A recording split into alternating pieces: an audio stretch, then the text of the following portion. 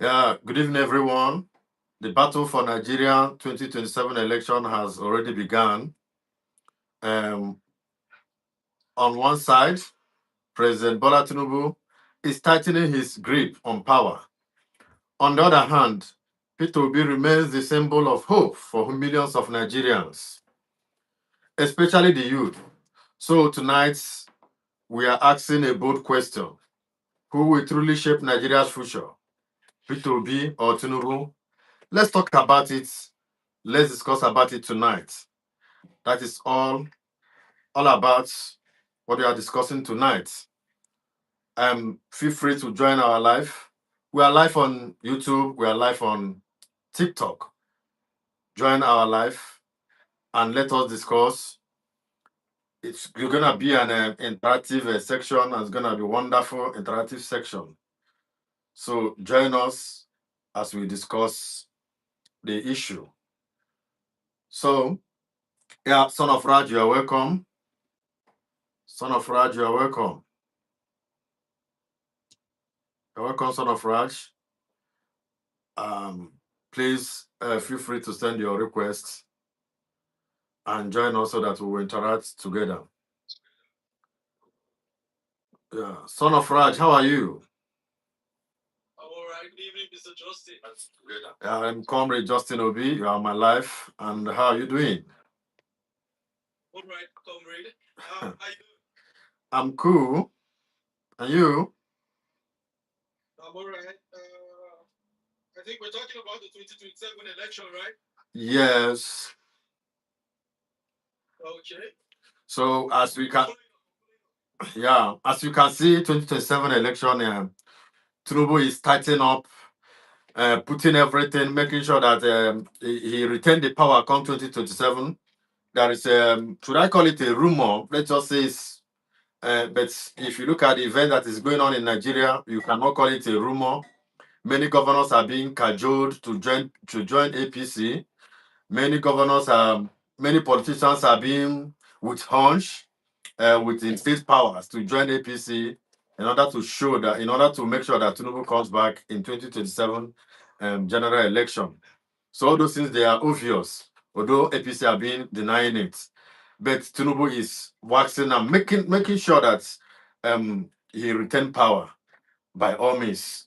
So the issue is this: the youth are popular with in fact, the youth are tending towards a Peter Obi. So can Peter Obi pull the kind of surprise he pulled in 2023? Can he take Tinubu off that election? Or can Tinubu still retain it? That is what we are discussing tonight. So feel free to share your view and your opinion. Thank you. Okay. In my own opinion, I think you know the last election.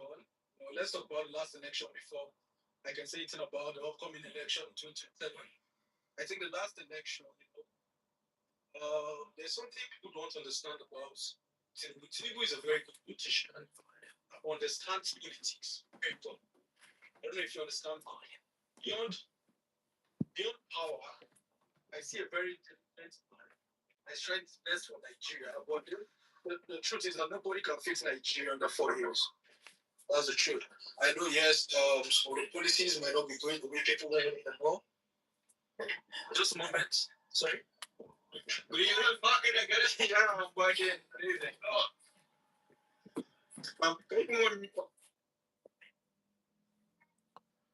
So, son of Raj, I can hear where you are going to, and I know that there's a little interaction. Though we settle down and you continue from your line of thought. So, many things is happening in Nigeria, and some people may say Tinubu has a good policy. Yes, and many politicians are not saying that he has not done something good or the reforms are not good, but they are looking at the reform. They are looking at the his okay. Son of Raj, are you back? Yeah, I'm back. So, Bro. nobody can fix Nigeria under 4 years. That's what people don't understand. Okay. You understand? You might not like some things that is going on right now, but let me tell you the truth. Tinubu is not the first president to be in power in Nigeria. A lot of people have tried in the past. Tell me, No one has ever, you know, gone there and then see that everything just happened like film trick. I don't know if you understand me. Yeah, I'm getting you. So, in as much as I feel, yes, Obi is a very intelligent man, and other candidates are also very intelligent, and they know what they are all doing. I feel what Nigeria needs at this point is more or less like someone that, I'm not saying Obi, I'm not saying Tinubu, I'm not saying Atiku at this point.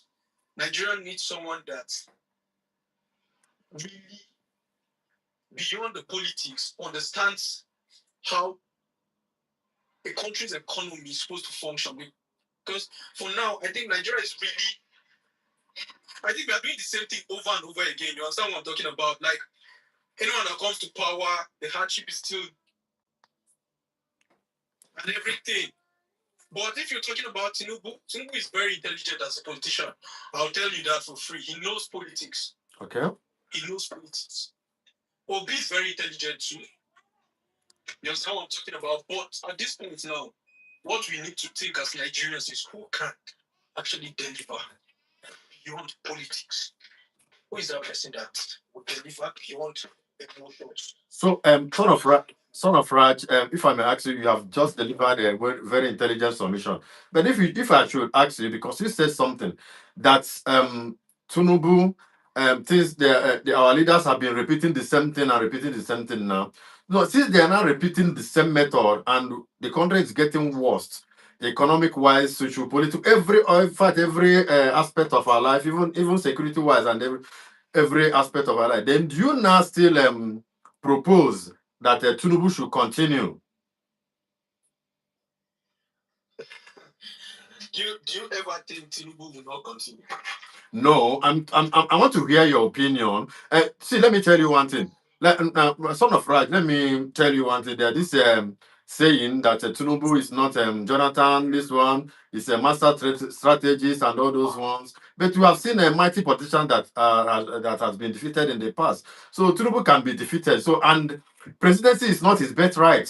Come to think of it, except if you are not practicing democracy. So presidency is not his right. Is it his birthright? I was talking to someone. You know that no matter how you put it, emotions aside, Yeah. the president is not. I don't know if you understand me. Yes. Being a president is not. For example,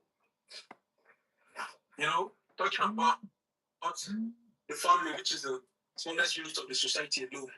You understand? Yeah. Controlling your family alone, as a father, as a mother, is not easy. Okay. Of controlling a whole country, a whole state, a whole federation. I don't know if you understand. Yeah. Okay, people can actually put money to governors, and then governors won't do anything.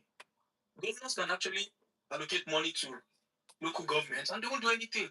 So this thing is more of individuals, not even who is actually ruling us as the president of Nigeria. It's more of we Nigerians.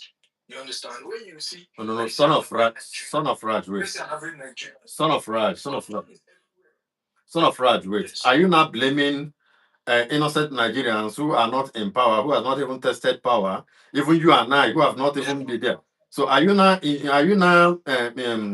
accusing them of the bad leadership instead of those that are in helm of affairs? I'm not accusing innocent Nigerians for bad leadership. What I'm trying to say is that leadership is not easy. It's not. We know that leadership is not easy. If leadership is easy, everybody can be there. So it's because the leaders, the so-called leaders, those are in charge now, because they believe that they have all it takes to move Nigeria to its Eldorado. That is why they were also elected. So giving excuse that it's not easy. If it is not easy, they should resign. Don't you think so? If you ask me, Yes. An article, who should I choose as the next president of Nigeria? I'll tell you, I don't know. Because honestly speaking, Tinubu ruled Lagos and he ruled very well. And I think right now, what we don't just understand are his policies, which I think with time we might understand what he's doing. Obi ruled Anambra, Obi ruled very well. I don't know if you understand. Okay. No, we have not we have not actually experienced Obi as a president. Can I touch your nose? You're welcome. Atiku did very well too. Whether I like it or not. You understand what I'm talking about? Yes. So this thing is all about Gentlemen, son of Raj, you need to retract that statement, the first statement you made, that Tinubu governed Lagos and he did well. Please remove that thing from your mouth. Can I touch your nose? You're welcome. Yes, sir. You're Yes, welcome. brother. You're welcome. No worry. He will remove it. So, son of Raj, you hear what Can I touch your nose said? Yeah, I'm listening. Now, he said you should remove that Tinubu ruled Lagos very well, that they don't want to hear that. Yes. Yes. Because there's something I said. Yeah. hello, I said, son of Raj. Son of Raj. Son of Raj. There's something I said. I said this. Yeah. Okay, go on. What I'm saying is that this thing is more of individual personality than whoever decide to be the president tomorrow. I don't know if you understand. See, I'm listening. That presidential seat can be occupied by anybody. But what makes it special is the ideology behind who is governing the nation. I don't know if you get. Yeah. Tinubu ruled Lagos very well, and I'll say it again. I don't know if you understand my point. Can I touch your notes? You might have a different perspective, my brother. Don't get me wrong. But do you actually think anybody will want to rule Nigeria wrongly? No. Nobody will want to sit on that seat and then see Nigerians suffering. Sometimes these things are beyond individuals. These things are beyond what we can see. You can be a father in your family struggling to see that your children and your wife are actually in good condition, but they might not see it that way because they are not seeing the struggle you are facing outside the home. Okay, son of Raj, let me come in before we will give Can I touch your nose a chance, because we want to make it an interactive section. Now, son of Raj, now let me just put this analogy because you have used family a lot. Now let us talk about family. Now, when you now as a father, when you come home and you told your family, your wife and your children that you are not receiving much, your salary is dropping, or your business you don't receive much, and you ask them to drink garri without even sugar, or drink garri without kuli kuli. Do you understand now? And those children, they were able and they were drinking it. Then those same children that you told that you are not making money now saw you are eating tozo, you are eating turkey, chicken, fried rice, and everything. Now that's the issue. That is the bone of contention. Now, are you being sincere to your family? That's why I say it's more of, if you remember what I say it's more of individual than just that. I don't know if you understand. So, no father would want to see, no same father would want to see his children suffering. But in this instance, wait, son of Raj, It is not intentional. who told you that it's not intentional? That you gave your children, your wife and your children, you gave them garri without sugar to drink, claiming that things are very hard for you and you don't have money. Do you understand now? Why in the same breath you are eating turkey, you are eating chicken, you are eating pepper soup and all those ones now? Are you doing something right? No, let us look at it logically. I'm not being political here. I'm not being political. And I'm following your line of thoughts. I don't want to. Can we actually hear from Can I touch your nose? I really want to, get his ideology on this whole. Okay. Thank you very much. I did my honorable was Justin Haide, son of Raj Haide. I'm going to start by saying. Can I touch your nose? Yes, sir. Just give me 10 seconds. You will continue. Give me 10 seconds. You know, the other time we met on live that I talked, then I wanted to interact with you, but you drop. And you drop. So I'm sorry for what happened that day. If something happened that made it to happen, you can go on. You can go on. I said, let me use this opportunity and apologize to you. Okay, that's absolutely. Hey, Senator, you're welcome. Yeah, welcome, sir. Okay. Can I touch your nose? You can go on. All right, thank you very much. That's absolutely fine. Things happen. There have been lots of platforms all planning to one that that we might have felt a bit uncomfortable because of the atmosphere, or perhaps maybe because you said X, Y, and Z, and some people don't really like counter your opinions. As far as I'm concerned, yes, I'm a Lagosian, and I was born in a very fantastic home, just like any other person. You understand me? And my family is a well-grown political family. You understand me? And we love everybody, regardless of wherever you come from. You understand me? Because at the end of the day, we're all human. You understand me? But when we're talking about some questioning political juggernauts that manage to be in corridors of power, and invariably they abused it, and they're still abusing it up to date. But unfortunately, I respect everybody's opinion. You all will have one or two people that you like because of X, Y, and Z. But Tinubu destroyed every fabric of Lagos, like I said. This is a guy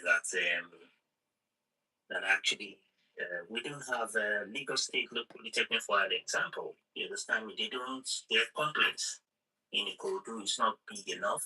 And they have one or two satellite campuses here and there. At the point in time, Tinubu hijacked one of their satellite campuses, and he made it to be TVC today. TVC. I don't know if you know where TVC station is in Lagos. You understand me? And he had practically turned half of Lagos State's properties into his empire. You understand? And I think that's very, very sad, because if the likes of Jack Wande or Baba Mobolaji Johnson had done that in the 70s and the 80s, and perhaps those military guys that actually ruled Lagos, you won't find anything there to actually sit on. But sadly, that's what we've been experiencing. And he hasn't stopped yet. Under his coffers, he managed to literally hijack thousands of hectares of land across Lagos. You understand me? Sometimes some family land, you don't collect that. You understand me? So he didn't do anything fantastic in Lagos. Perhaps I could have done far much better. You understand? Because the greed is just too much. You understand me? And as a Lagosian, we welcome everybody, like I said, under the nose of Tinubu. That's when we started knowing we welcome everybody. You understand me? Of which I think is very shameful. And the kind of politics Tinubu is playing is nothing but hate politics. And sadly, there are a lot of young people. Some of you are abroad. You understand me? And you champion the madness of this man. You understand? You're abroad. Nobody's, is when we go hard somehow, you start saying racism. When South Africans come up with their xenophobia, you'll be the one screaming. But what exactly are you doing in Lagos? There are ways and manners we can actually go about things with bylaw. I'm going to set an example of what is happening in Ghana. Ghanaians, for some reason, they're not happy with what Nigerians are doing. You understand? They came up with their own law. They said, listen, if you don't have $1 million, you can't do X, Y, and Z. You cannot go into a business in their country. They want to see deposit. You can as well come up with the bylaw. You understand me? Yeah. All this landed property that we're talking about in Lagos and houses that the Igbos are buying, they don't still own that. They're bought it legitimately. Now they sell. Yeah? We say we get one or two property for abroad. You understand me? Yes, yeah. I'm going to be happy if we both people stand up together and start saying, listen, we want to start taking, taking back all the properties that are bought. It's crazy. Absolutely crazy. And moving forward, I don't think Bola Tinubu as a president of Federal Republic of Nigeria, I don't think this fit for purpose. Because the same set of charlatans that worked with him when he was the governor of Lagos State, he carried them along. And they are everywhere now, all of them. They are the CPN governor, they are, what do you expect from those guys? Figure it out now. We just lie now. When you see all these people coming up with all kind of madness, assertions, and what I would just laugh. What do you know? These guys are just there to just milk the country. And Buhari don't do him home with him boys. Where are they now? They stole billions. I know some people that I highly respect that love Buhari enough. But I'm not going to kill them now. See, I don't talk about Buhari, and I will just laugh. Under this law, under the watch of these guys, they permanent Nigerians. Hundreds of thousands, even millions of people died under that guy's nose. Yeah. And they started, no, don't talk, don't see. I would just laugh. They say, people in Nomasha, are you people okay at all? Are you well? The same President Tinubu that we're talking about, it literally destroyed lots of families. Lots of families. I don't want to talk too much because my internet says I did. Because some idiotic set of people there, so they'll be somewhere recording. And this is what he said, blah, blah, blah. You people are foolish now. I believe in live and let live. I believe in live. The only people that I don't like in Nigeria are those people where they buy people. I don't like them at all, and I will never like them. How do you expect me to like Fulani elites? These are bad people. No. Can I touch your nose? Please, may we not go that route. Because I believe that there are good Fulanis, there are good Yoruba, there are good Igbos. But before you continue, I want to say something and I want to ask you a question because we are in public and many people are hearing us. You said something about Tinubu taking over the land that belongs to a school and convert it to TVC. You know, we are in a public space. Are you telling me that? Are you sure that Tinubu did not buy that land? I think he bought. I don't know. Everybody knows what is going on. Sometimes they will adapt something. They will say they want to do auction and they go back and buy it. All those ones. And it's in public domain. Everybody knows that. You understand me? Okay. So was the land auctioned? It makes me go crazy. Bros, I don't want to go there. It makes me go crazy the way they are going about things. It's not good. It's not good at all. The way they are going about things. It's very bad. Look at those some non-elites. They groomed those uncontrollable monsters. They give them arsenals. Look at what they've turned Nigeria into now. The same thing. Tinubu institutionalized Agro. And look at what my beautiful Lagos, look at what they've turned it into.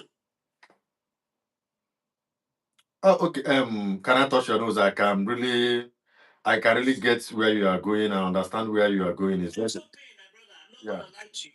Yeah, I understand where you are going to, and even the issue of even urbanizing Lagos and this thing. I think it has even moved to Abuja because the other time we had that family of four by because Agboro we are chasing the vehicle that carry them whatever they cross over bridge and people by. I so sad that such thing can happen in a country where we have many intelligent, many wealthy people. As in we have enough resources. But meanwhile, I will still come to you. Senator of Federal Republic of Nigeria. Good evening, sir. We did fine. We say 2027 is coming and Tinubu is doing everything to hold on to power. And let me say it's a rumor. Allegedly, he cajoled many governors, forced them to join APC. In fact, the evidence is there anyway. If you look at Oshu State local government allocation were withheld and said they will give it to APC local government chairmen. That they are even had it been they have even started their tenure would have expired since in 2022 or so, or 2020 or 2021 or thereabout, and many other things. It is obvious and it's holding that grip. And it's obvious also that Nigerian youths, young people, they are clamoring for Peter Obi. So the question is this: can Tinubu hold on to the power, or will Peter Obi just take Tinubu out, or probably Jonathan? Because we had an interaction that Jonathan and Peter Obi had a closed door meeting. Or can Atiku Abubakar do it, or Rotimi Amaechi? So how do you see it? From the get-go, I've been telling people that anybody that thinks that Tinubu has a solution for Nigeria's problem actually is delusional. That's not the thing. Tinubu is not the solution of Nigeria's problem, and it can never be the solution of Nigeria's problem. That's just the fact. Why do you say so? Why do you say so?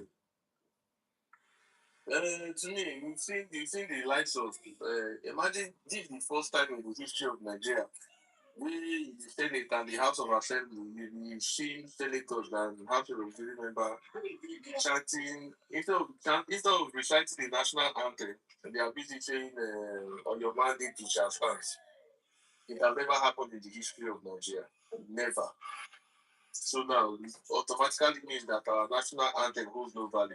It is now that all the politicians are now under one particular umbrella, which is the umbrella of President Bola Tinubu. And you can see the things that will happen when you see intimidation, breakdown of law and order. It's a norm. He has tried this in Lagos, according to what Olaskumi has said. My brother, can I touch on it? It is something that we have seen, we have experienced.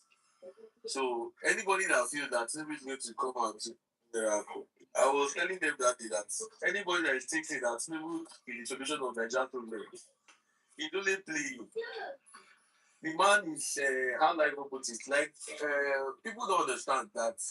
Well, during his time in Lagos, let me even add more light to what can I touch on that said. During his time in Lagos State, I think Obasanjo withheld local government allocation that was supposed to be given to him. But what was on the media was that Obasanjo withheld all local government allocation, which was false. Yeah. What Obasanjo withheld was the extra local government he created. That's in the form that he withheld. But was he giving Lagos State government the other approved local governments funds coming from the federal government? Yes. He was being given all those allocations, and those money were being paid into the state's comfort. No. Senator, hold on. Senator, hold on. No, we're in a public space. No, the news then was that he withheld all the local government election allocation funds because Supreme Court said that they should have given them the allocation based on the number of local governments recognized by the constitution. Do you understand now? Yes. And forget about whether 59 other development councils about them. So I think they did not release the local government listing, but they were giving state allocation. No, state allocation was given. Yeah. Local government allocation was actually withheld. That was the one that he was complaining about. You know the way he fainted Obasanjo back then. He painted Obasanjo as if Obasanjo was one kind of he was fine. We know Obasanjo had his own issues, quite alright. But the way he said it was that as if the federal government was not giving them any allocation. That was what was on the media. Yeah. Like the state was not getting any form of allocation from the federal government. It was false. Yeah, but even still receiving local government allocation. Yeah, do you know that even that rumor, some people still hold that thought up to today, that Tinubu ruled Lagos for 4 years without a dime from the federal allocation. That rumor, that was a big lie. Yeah, so there are people even no, those propagandists. They still hold it. They still hold that view strongly. Okay, now let me give you one other hint now. Yeah. During the time after Tinubu left office, you see what is happening to Nigeria. Tinubu is going to do more. He's going to damage this country to an extent that before this country can recover from its debts, to take a miracle. Now look at what happened to Lagos State when he left office. Immediately after he left office, Lagos State's internal and external debt profile goes as it went beyond the normal expectation of. In fact, Lagos State was in fact it's still not worse. It's still the highest, most indebted state in the whole of the federation. Yes, that one is sure. Now, Lagos State government is owing 875 billion naira. That's local debt. We are not talking about Eight, foreign debts. 800 and what? 75 billion. 875 billion internally. Yes. Wow. Internally. Not externally. No. Followed by Rivers State. Rivers State is 387 or 385 or so. Internal revenue, internal debts. Now, when you look at all these things, now Lagos State was, before it was 900 and something billion, going to almost a trillion naira. It was 975 trillion. And it, no, 975 billion, almost a trillion naira. It now reduced to, I think, Sanwo-Olu paid off a bit of it to a certain extent. That it now reduced to what it is today, to 875, 850. But I know it's 800 plus. This is what it's going to do to Nigeria. Nigeria's debt profile will go as high as anything. Now, let me explain something to people. One thing that people don't understand. As a fraud investigator, when you check this again, a loan, when the government collects loan, it's easier for you to embezzle loan that you are borrowing than for you to embezzle internally generated revenue in the states. How? I will give you a lowdown now. You see, money that you are borrowing, you are borrowing in hard currencies. You're not borrowing in naira. Okay. In most cases. Now, if you are borrowing in hard currencies, now money have a they call it footprints, digital footprint, or let me just say footprints of how the money is being spent, or how the money was generated, and how the money is being spent. Now, money you generated, you can actually give accounts. You can actually do what you call forensic accounting on money that you internally generated. But money that is coming out from outside that you are borrowing, it's hard for you to give account for it. Because documentation just tell you that, okay, fine, you are borrowing this money for social purpose. Whether the money is being used for that particular purpose, it's hard, very difficult for forensic investigators to be able to trace, to know that, okay, these funds were actually used for it. But when the money is being generated internally, imagine the money being generated internally. This local government tell you producing 25 billion. This local government is telling you give you 25 billion. This other one say give you 45 billion. When you add everything together, you know that, okay, fine, there is a source of where this money is coming out from. Yeah. There is an account where this money is coming out from. There is a digital footprint, there is a forensic auditing that is coming from that particular account. Now tell me, if you borrow money, where the forensic auditing will come from? Maybe just to spend down. Yeah. Because you are borrowing that money to spend it. Now, whether you are spending it the right way or whether you are spending it the wrong way, it now depends on whoever it is that is actually handling that project. For example, I can tell you that I want to borrow money for coastal line now, or coastal road. I can tell you I'm borrowing 200 billion for coastal road. Now, but if I leave 5 billion, how you want to know? 5 billion off my pocket. But the same way now, if internally they generated five let me say 5,000 naira. Let me not just go to billion or 5 billion. Internally you generated 5 billion, and say also that you use it to build railway. It's the same thing now. That's not getting the point. Internally, money remains internally within the circle. But money coming from foreign exchange, money coming from outside, it's coming from outside, from an outside source, not from an internal source. Okay. So the one from the internal source is easier for you to trace what is being used for, but the one coming from the external source is difficult for you to trace. So it's easier for you to lose such amount of money and put in private accounts, in foreign accounts, not even accounts within Nigeria. Yeah. I can tell you that, okay, fine, I'm buying steel rods. I can tell you I'm buying steel rods from China for over 745 million naira. Without it. To me now, I provide invoice. Tell you China how much the amount I buy them. Yes. And the money goes directly to China from foreign exchange. It's not like coming back to Nigeria itself. So at the long run, see, the thing is that this country, honestly, is getting to an extent that they are borrowing our destinies out. The next government that is going to come in now will not start blaming Tinubu that Tinubu have actually borrowed Nigeria to dilapidated states. Another one that will come after that will see that this one, just like Tinubu is already blaming Buhari. that Buhari gave him it's dilapidated the economy. Yeah. Same way Buhari told Jonathan, that Jonathan gave me the dilapidated economy. But Jonathan didn't blame anybody. Jonathan didn't handle the problems where it came. Because the thing even baffled me. You know what baffled me? Jonathan wouldn't have complained. And even during Yaradua, I don't think Yaradua did not complain about Obasanjo, whatever Obasanjo left for him. But what Yaradua did was to some certain things that he found not good that Obasanjo did, especially our electoral system. He tried to improve them. He reduced petroleum fuel money. He reduced all those ones.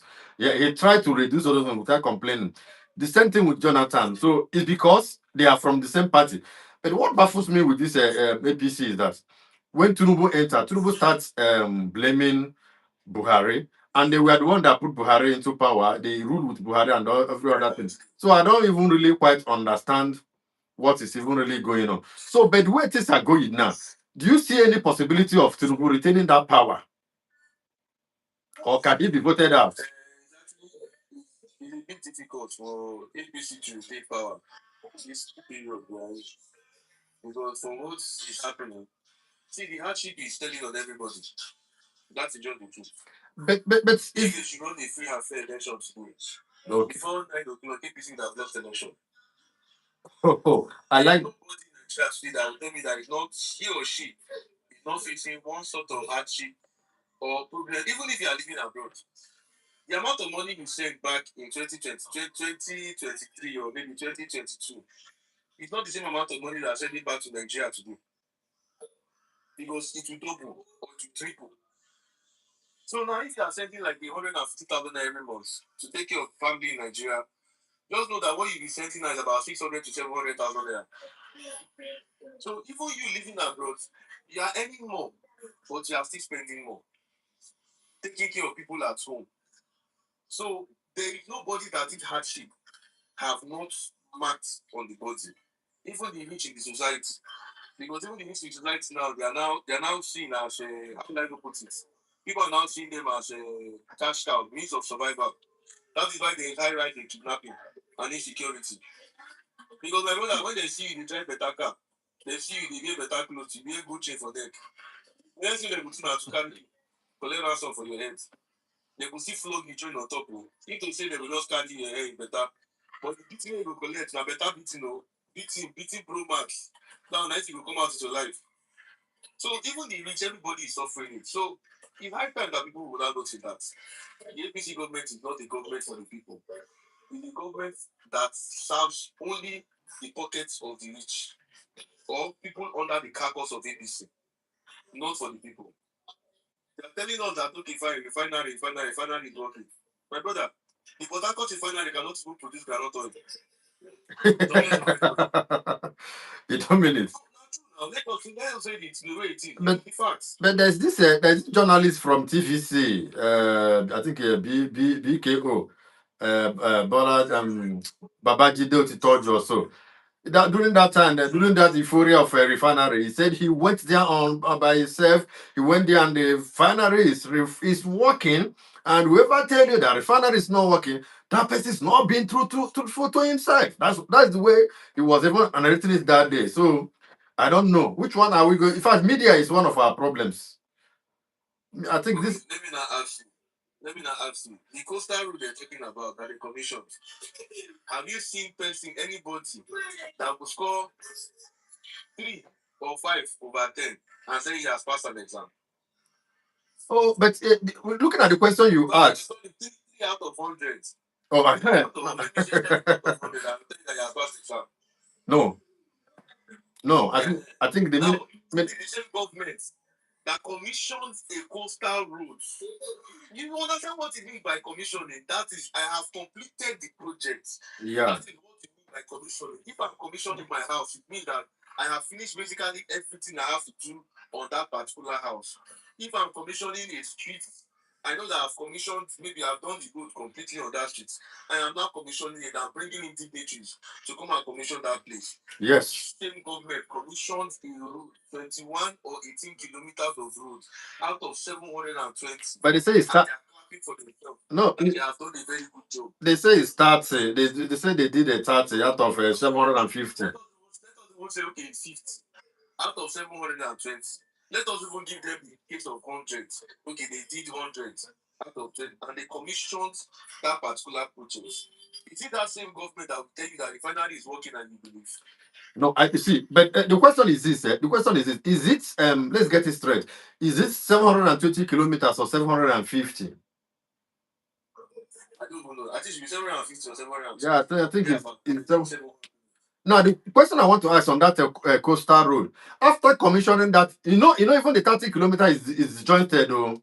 They have part one, the 30 kilometer, they have part one, they still have part two. It's not that 30 kilometer is just straight 30 kilometers. So there's a where they stop. Maybe they look at it and say, Senator, this is your house.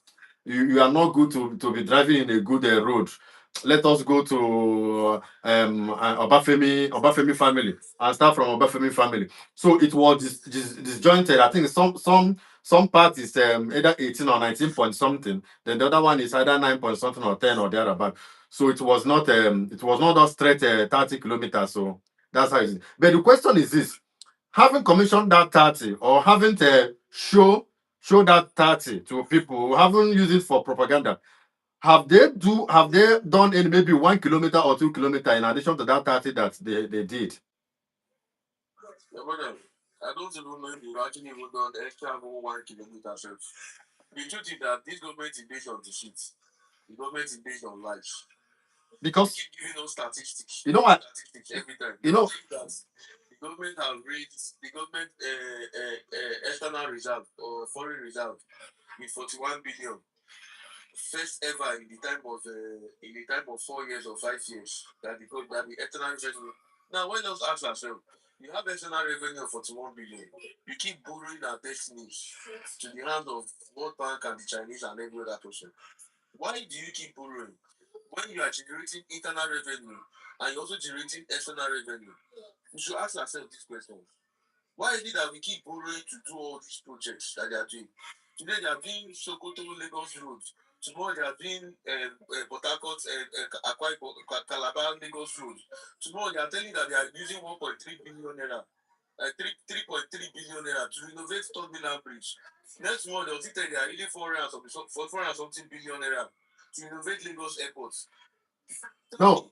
Lagos Airport is 720 billion.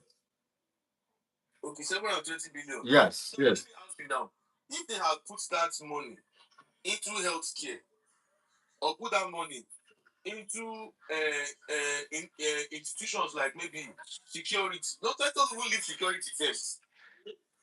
Let us leave security. But if they can put that money into healthcare, put that money into education, for example, do you know how things would have changed in Nigeria?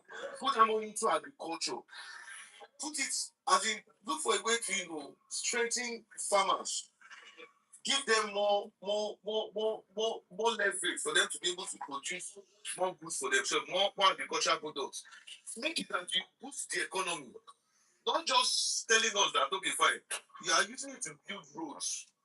These are not even rural roads. These are not even roads that lead into communities that are not even maybe like farming areas or maybe to build industry Or to hospital or even Thank you. or even where people are living. The video of one guy that I've posted online where people were sick in the hospital and they were lying on top iron beds in the hospital. I think the governor of that state tried to arrest that guy. He arrested. They tried to lock him up. Just look for him to silence him. He arrested the journalist. The governor of KB State. Thank you. He arrested the journalist. They are not putting money into things that will actually better the lives of Nigerians. It's only where they want to loot from or where they want to get money from.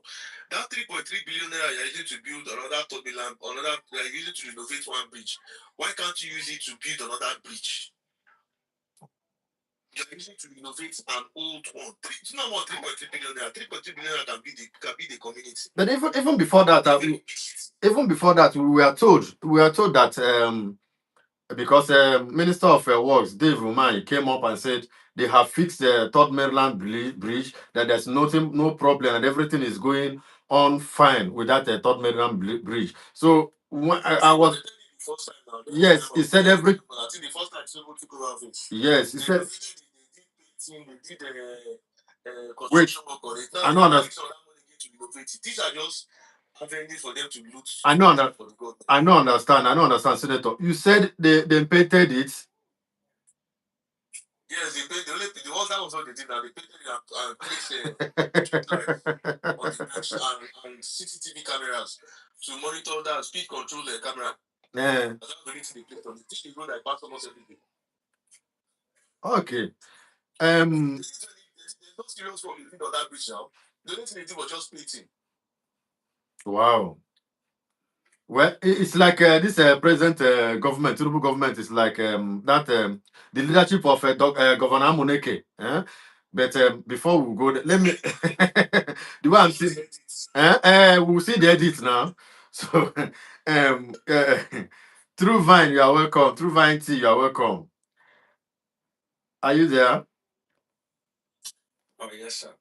You are highly welcome. So we are discussing about you can share your opinion, discussing about the event in Nigeria, how things are moving in Nigeria, the politics of Nigeria, and the 2027. Can Tinubu still hold on to the power? Is Tinubu defeated? Can he be defeated? Is there any possibility that he can be defeated? So, and the other sovereign issues that you want to raise up. So we are interacting. So how do you see 2027 and things that are going on in the country? Well, yeah, I'm not. I came up here, because I saw I saw Senator, and kind of convinced me about Peter Obi, to give Obi a chance or something like that.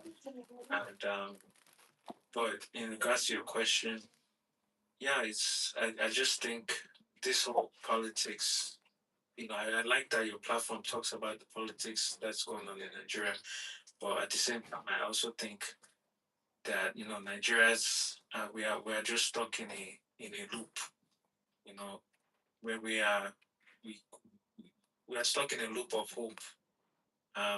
We keep hoping our politicians will do right and do better things for us, but no avail. Yeah, sorry, talking about hope. Talking about hope.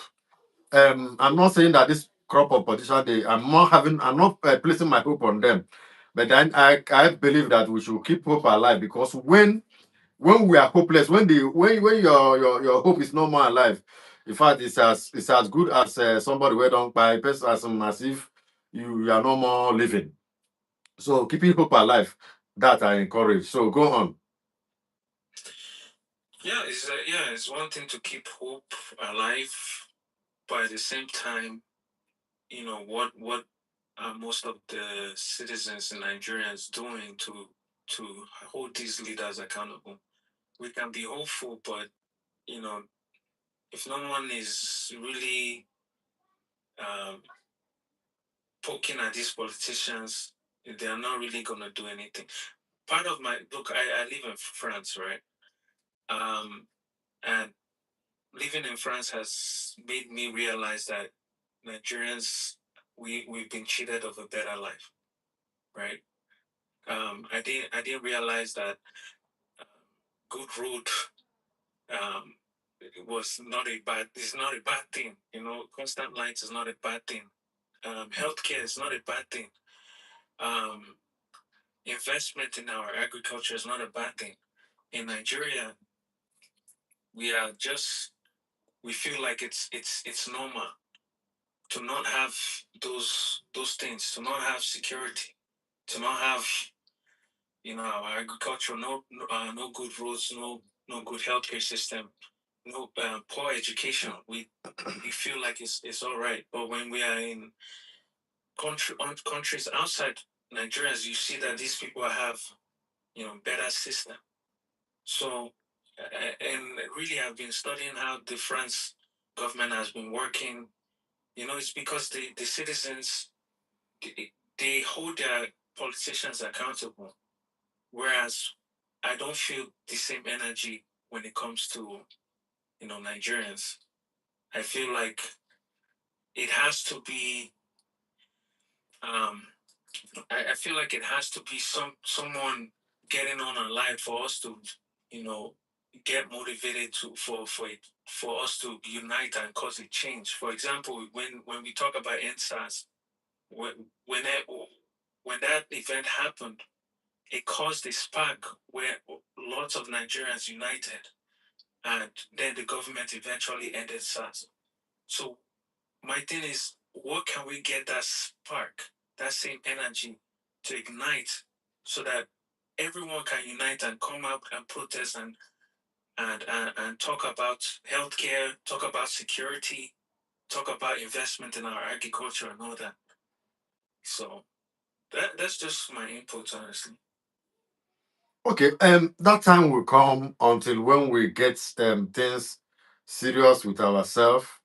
That is only when it will come. But if we keep on playing this hanky panky, playing tribal and religious politics, that time will be very, very far. So, anarchy, the anarchists, you are welcome. The anarchists, you are welcome. Good evening, the anarchist. Are you there?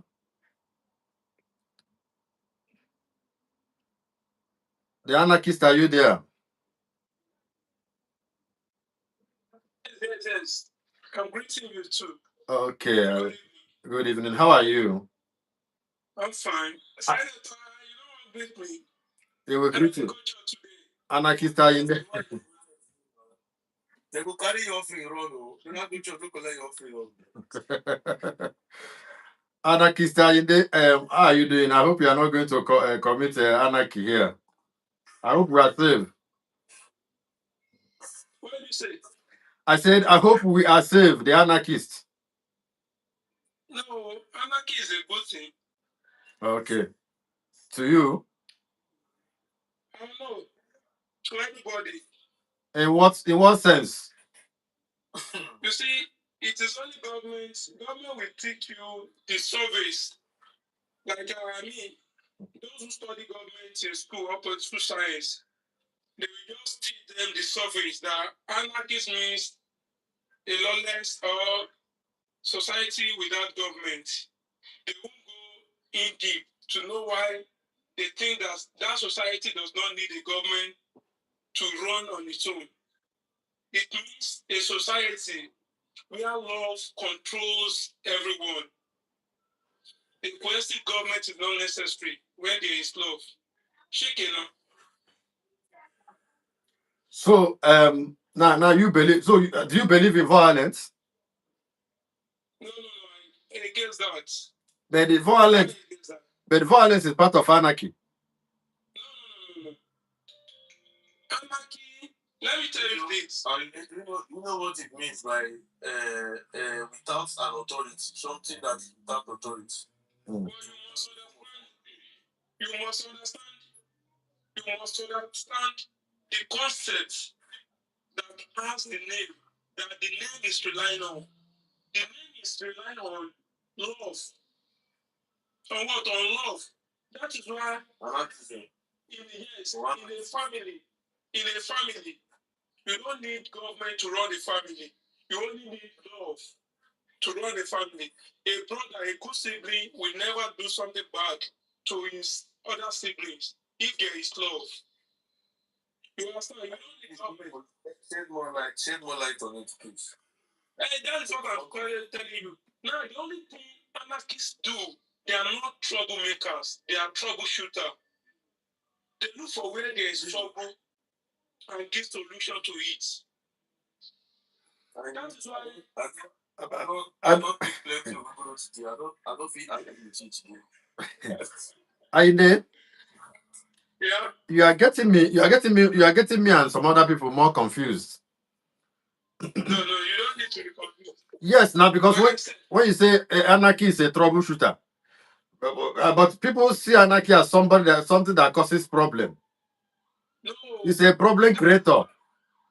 That is why people do not understand the technical know-how of that term, anarchy. Anarchists are peacemakers. Please, you can do your research on it. But to you now, you sound like a peacemaker. You need to change that name a bit. Yeah. No, that is a meaning. That is the technical meaning. Yeah. Please go and check. That is the technical meaning. If they will give you the definition, they will say, a society without government. An inquisitive mind we have. Why do we need a society without government?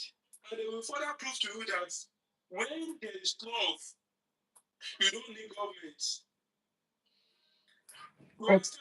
Okay. If there is love, they will use universal principle. Okay. Why did you say? Are you there? Does he have love in your heart? Yes, yes. Okay, are you there? Yes. Okay, are you there? Are you there? I'm an embodiment of love. Okay, are you there? That is why I don't engage in tribal bigotry. Okay, are you there? Ah. Are you there? Okay. Are you there? Can you hear me? Yes, I hear with you. Now, the issue is this: when you are using family to describe anarchy and to describe love and all those ones, you know that in family, maybe let me say, let's assume that you are my brother. I don't know whether you're older than me. You are my elder brother or you are my younger brother. You have your own business. I have my own business. Senator have his own business. Everybody will be controlling their own business. There may not be need for us to have governments. Everybody will be government on their own. But in a situation whereby we have a common resources, common patrimony, don't you feel that we should have somebody, an organized government that will take care of such organized society? Let me put it that way. Okay. Oh, it's not about what is the meaning of government. Government is people coming together to actually give out their rights to some people. You understand? That is the meaning of government. To make decisions on their behalf. You understand? Now, Yeah.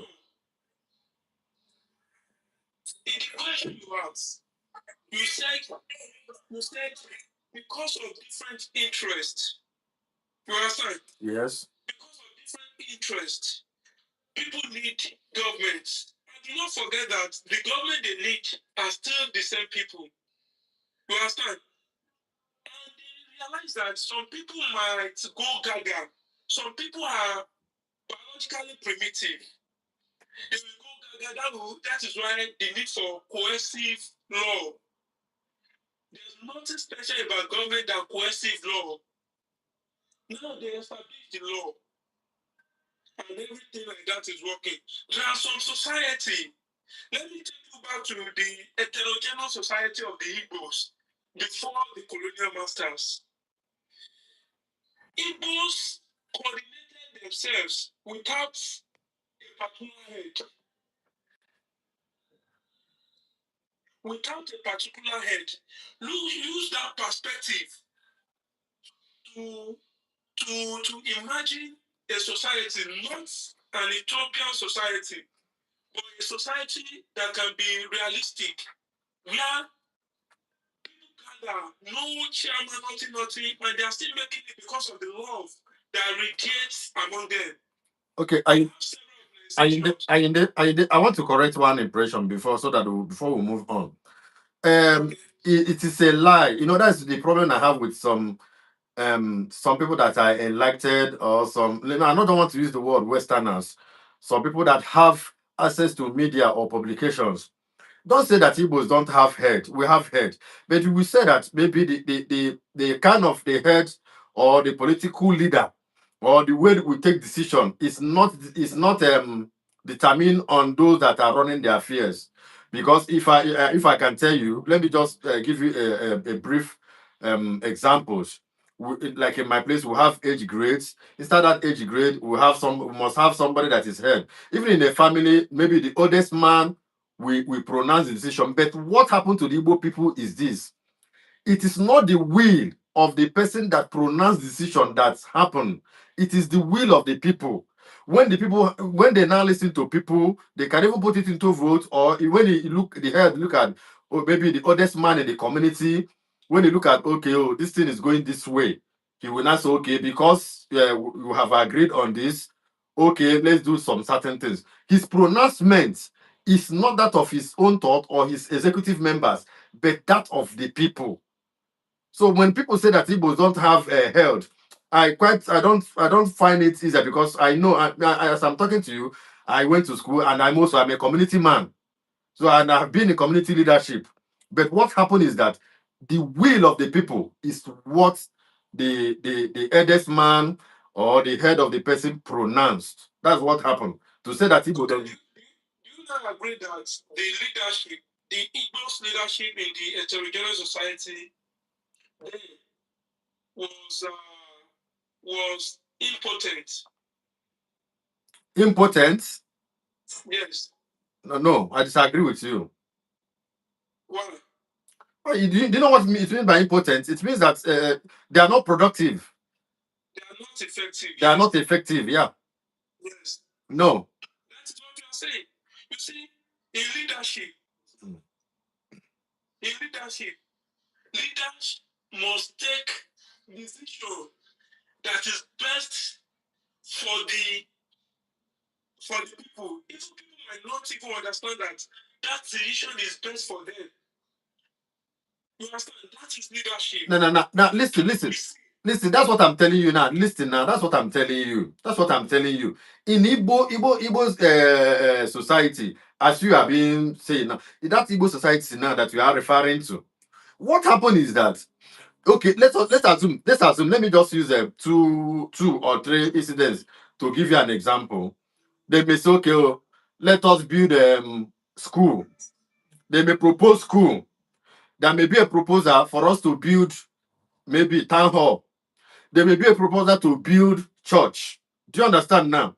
What the leadership will do, or the head of the family will now come. They will call people. People will gather at Obi or Ama, depending on how you call it, the communities or market square, the square where they will say, okay, we have to donate money or we have to raise money. We need these three things. Which one will be the first thing that we will do?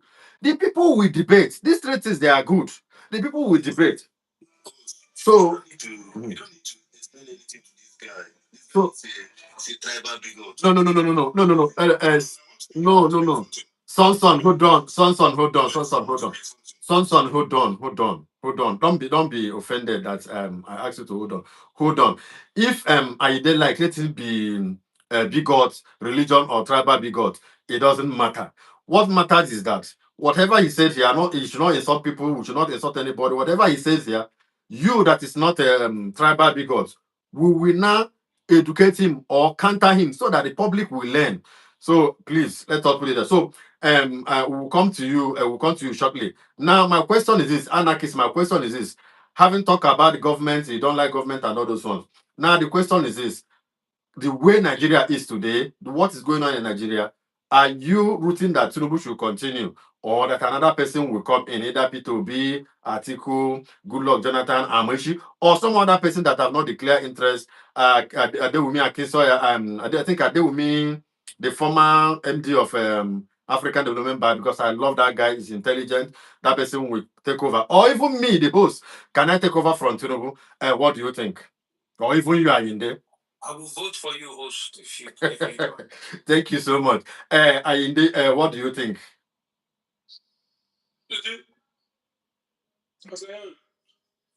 I don't like self-deception. Okay. You know you can't contest. You have the right to contest, but you cannot emerge. You yourself, the host, I'm referring to you. Okay. Don't let, people just be pushing you around. No. The position currently is not for you. How do you know that it's not for me? That's the problem we are having. How do you know that it's not for me? I said currently. Even currently, we still Man understands the system we're in. 2020. We are talking about 2027. How do you know? 20 million. Let me say to be candid with you. Okay. We are not even in that picture. To be sincere, and you yourself, you know that. Okay. But don't let us deviate. Good. The thing is, your question is, do I want His Excellency, the most honored in Nigeria, the anarchist, hold on, give me a minute. Just give me some seconds. Do you know why I include myself and include you and every other person? I want to tell you that whatever he said here, he should not insult anybody. We need to educate him or counter him so that the public will learn. So please, let's not put it there. So those that are in Home of Affairs, they are not better than you. They are not better than me. They are not even better than those people that we don't even know. And it's not their birthright. Go on. I know. You understand? But I must go with the rule of law.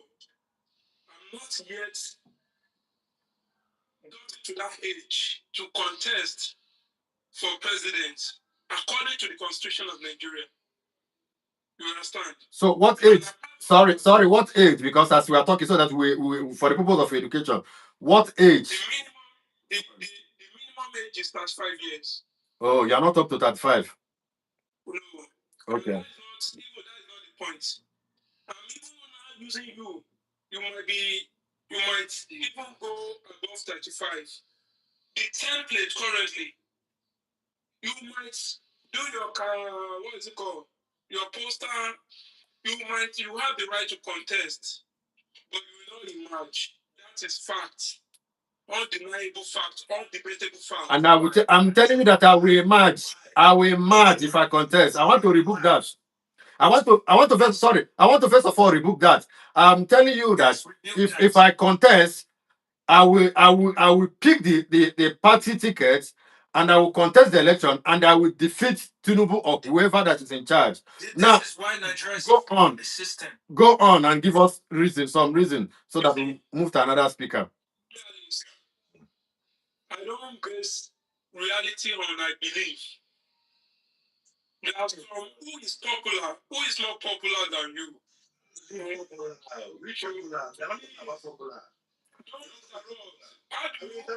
Son, please, we don't want this place to be rowdy. Based on popularity of people that make sense in the policies. What is the problem? How do you win an election without being popular?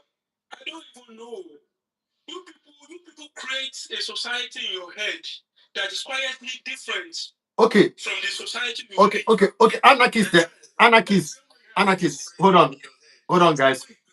Hold on, guys. Anarchist. How do people become popular?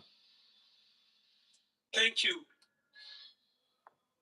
Number one, you can be projected by political parties. Okay. Always remember that currently there's no right for an independent candidate. Secondly, another platform for popularity is activism. Okay.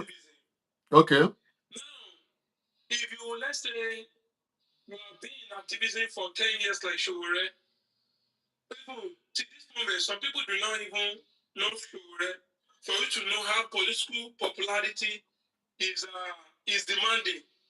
That is number two. Number three, another means of a popularity for politics is maybe you are a public speaker. You see, these are the means for you to be popular. Now, when it comes to you imagine victorious in a competition, especially in an electoral competition, you need nothing less than. That's why it is ingrained in the constitution that you need 20%, at least 20% of 2/3 of the states in Nigeria. That is meaning of popularity. You need to be popular, even in a state that you lost. You must at least have 25%. Wait, okay. Wait. In 19 states, let me learn. In 19 states, in 24 states out of 36 states, this shows popularity. What? Presidency is not something that you can just wake up within 2 years. Within 2 years to gather vote or to emerge victorious. Regardless whether you are meritorious or not, you need to do the homework. You must start from the grassroots. Do national consultations. When I'm speaking, I don't speak based on the society I'm creating in my head. I'm speaking based on the reality that determines emergence in our politics. You understand? That is it. No, you are saying that me and you, we know. I just addressed a platform before coming to your, before I saw it was a senator that attracted me to this platform. Before I saw senator. In Nigeria, we need to understand what is working. Even all over the world. All over the world, let me use USA as an example. That is people who are practicing. USA is very far from Nigeria. Don't use USA. Use Ghana or South Africa. Listen. In the discussion, the power to engage is the power of listening. You must be attentive. Of course. Why am I using USA? USA, our democracy is fashioned the same way. Model after the USA. Which is why it's not working. Model after the USA. How? Listen, they are using presidential system. Listen now, we are using presidential system. They are using presidential system too. My guy. You understand? Okay. We use the same pattern of constitution. Okay. They are using the same pattern. Anarchist. I'm not trying to cut you off. So that hello, son of son, I beg, please. So that other people will talk. So in summary, will Tinubu hold the power or will another person take over? Just less than 1 minute, please. The anarchist, are you there? What did you say, bro? I said in less than 1 minute, will Tinubu in 2027 will Tinubu still hold the power or will another person take over? Bro, Mr. Justin, you need not Comrade Justin. You need not be told Okay. that Tinubu is going for second time and he will emerge. Yeah. That is the bitter truth, sad truth that some people do not want to accept. So you say it's a sad truth? It's a sour. Okay, sour. Okay. Sour truth. No problem. Until we get there, let's another person speak. Then I will still come over to that. We'll ask you some questions there. Thank you for your input. Son of son, it's your turn. What is the topic? Now the topic is in 2027 is coming with things that are going on in Nigeria. Will Tinubu retain the power or will another person take over? Either Peter Obi, Atiku, Goodluck Jonathan, Adewumi Akinsoya, whoever that's taking over, even including myself. Can I take over from Tinubu? Is it possible? And how do you see it? Let me tell you something here. We, as a fake Nigerians, we don't want Tinubu to take over. But the way we are saying it, Tinubu must take over. Must? Yes. How? The suffer. We like the suffer. That sufferness. We like them. We don't want to come out from the sufferness. That's why Tinubu must take over so that we will suffer well. So that in our next generation we will learn something. Because in Nigeria now, since I was born, I have never been benefit any time in Nigeria as a Nigerian citizen. I have never come out like this, be a proud of Nigerian. Because Nigeria don't work for us. We work for some people. Nigeria is the country that poor get poorer and rich get richer. Son of son, sorry, but some people said you were enjoying the air in Nigeria. You have been enjoying the air in Nigeria, water in Nigeria, and also even interact with people in Nigeria. Then how come will you say you don't enjoy anything? There's nothing you can enjoy in Nigeria. How do you enjoy water? Is there water? Is there electricity? Is there road? But which one is there? All those motors in Nigeria, they're not flying on the road. Which motor in Nigeria? All those vehicles in Nigeria. Are they not flying on the road? So if you have a vehicle and you are traveling like from Lagos to Ekiti or Abeokuta, you have to keep the money.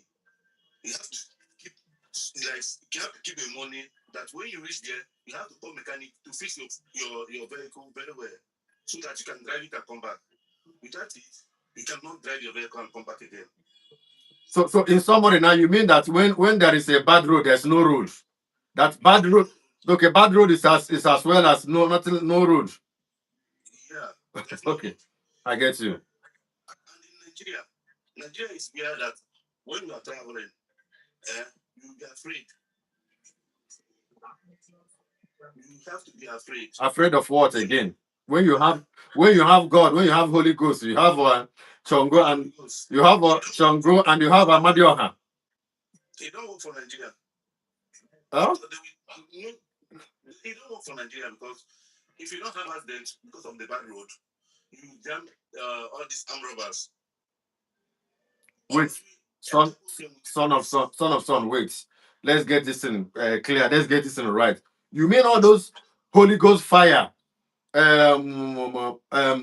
Speaking in tongues, Allah Kubankwar, Shango and Amadia, all those Indaboski Bahos, catastrophe and do you mean all those power does not work in Nigeria? It's not working in Nigeria. Now, wow, terrible. You know why? Because Nigeria have divided themselves. I never see a country, since I was born, I never see a country whereby they are doing an election like this. Some tribe will say that it's our turn to rule. Other ones will say it's our turn to rule. Other ones will say it's our turn to rule. Before you know it, some tribe will start threatening the other tribes. They say they will put them in Lagoon if they didn't vote for who they want. As long as we are living in their space, that you must vote for the person they want. If you didn't vote for the person they want, they will put you in Lagoon. You think that it's working? The Holy Ghost fire, why don't you vote the Holy Ghost fire or in the boat the balls and walk? No, I'm asking you now because we have a video checker, we have reprimand and the rest. Now, but for you, and we have Chongo, we have Amadioha, we have all these people, and you say that there's no power and all those things doesn't work in Nigeria, and nobody is safe. That is where I get I get confused. So but you now saying that you want Tinubu to continue and you want the suffering to continue, are you being fair in your own inside mind? Are you in Nigeria now? Are you living in Nigeria now? Yeah. Which part of Nigeria are you staying? I'm in the east. Okay, maybe Anambra, Imo, whatever. Okay now, but you are okay financially. Yeah, I'm okay. Yeah. Now there are people that are not okay, that cannot be measured to your financial arsenal, your financial power, capability. And we know that reason why majority of them are suffering is because we have bad governance. And you are saying that Tinubu is not good and Tinubu is not doing well, everything is bad. And you are saying that Tinubu should also continue. Are you being fair to those people that are suffering? Let's tell ourselves the truth. Let me tell you something here. You know why I say Tinubu should continue? Because some part of Nigeria will never allow Tinubu to come down. Or else, they will unalive some people in their region. Pardon? Come again. You know why I said that Tinubu should continue? Yeah. We need that sufferness. And some people, some tribe in Nigeria will never allow Tinubu to come down. They would like Tinubu to be there. Or if you disagree, some people, they will unalive some people in their region. Now, wow, this is a heavy allegation. It's not a heavy allegation. It's heavy. It's not heavy. It's heavy. But I don't think you can. I don't think you can substantiate it. It has been happening. You cannot prove such thing. That if Tinubu lose election, they will unalive people. Why and how? Sir, excuse, let me ask you a question. Okay. Last election, in the western part of Nigeria, how many people did they unalive? I don't know. Because some people Yes, let me be. People is unalive. In the northern part of Nigeria, nobody's unalive. In the eastern part of Nigeria, nobody's unalive. I'll tell you to tell you how tribalistic Nigeria is. So, which means if I can get you correctly, you are not saying that some people in a southwest, there are unalive people in southwest. If I can get you correctly. If you didn't vote for the person they want, okay. What about? Let me use okay. Last election, someone came out boldly and said, if you did vote for our candidate, we push all of you in the lagoon. It's not a threat. No. Son of son, let's get this in straight because I always like for us to present facts here.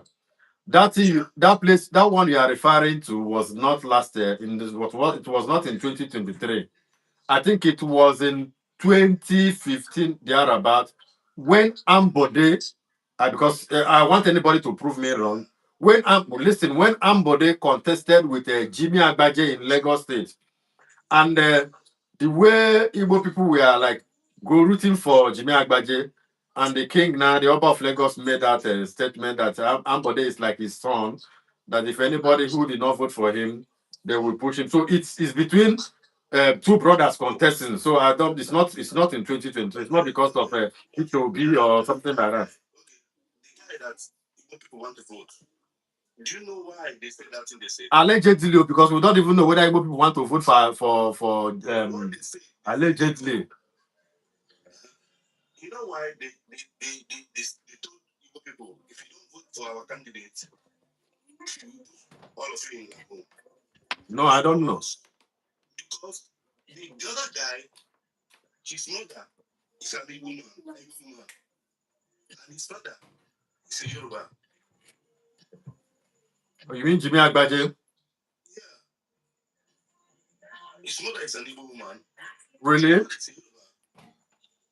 No, I never knew. Yes. Okay, is that why they are calling him Jimmy Chukwudi Agbaje? Okay, I can now understand. Okay. Okay. What I want to get, you know why I'm saying this is that why I'm saying all these things is because to get the something straight so that we will not be misquoted out of context or somebody will say I was misquoted out of context. So now back to my question. Yeah. Okay. Anybody tells you something, why are you imagining? Why are you putting your mouth? Wait, please. You see, I don't engage. You don't engage like you. I don't engage cyber bigots. To be sincere, cyber bigots. No, I mean never cyber bigots. Make una calm down. You guys should calm down. Hello. Wait, the anarchists, hold on. The anarchists, hold on. Son, hold on. When everybody is talking, nobody is talking. Let me get this thing straight to you. And the anarchists have not met you in person. Son, I've never met you in person. But it will be unfair and unreasonable for us. I don't have problem with the anarchists. I don't have problem with Son, and Son does not have personal problem with anarchists.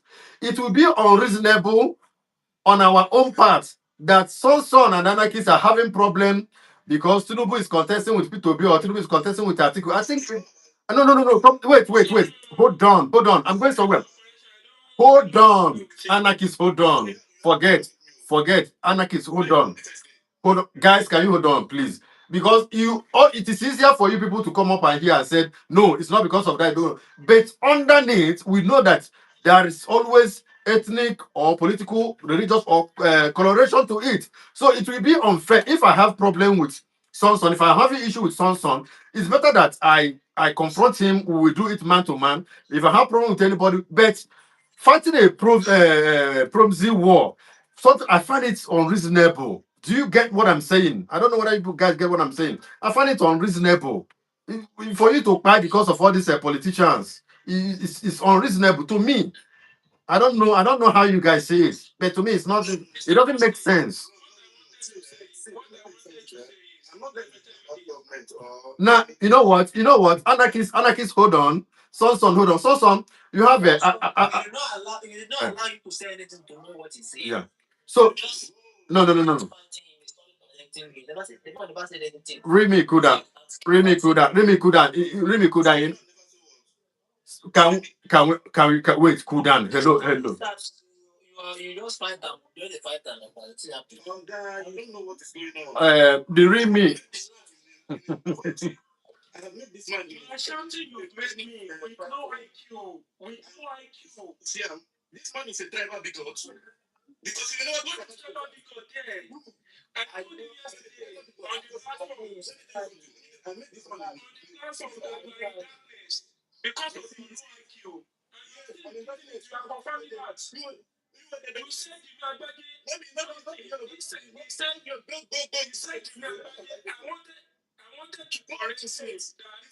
You wanted to say GRV. Where do you come from? GRV. This is a victim of roadside distortion. This is a victim of roadside distortion.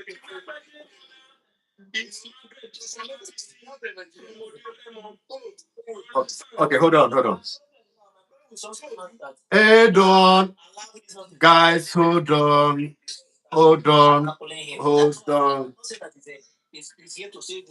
Yes, hold on, guys. You see, it's always see, let me tell you, all this is we are fighting is a no. It doesn't matter. Any son.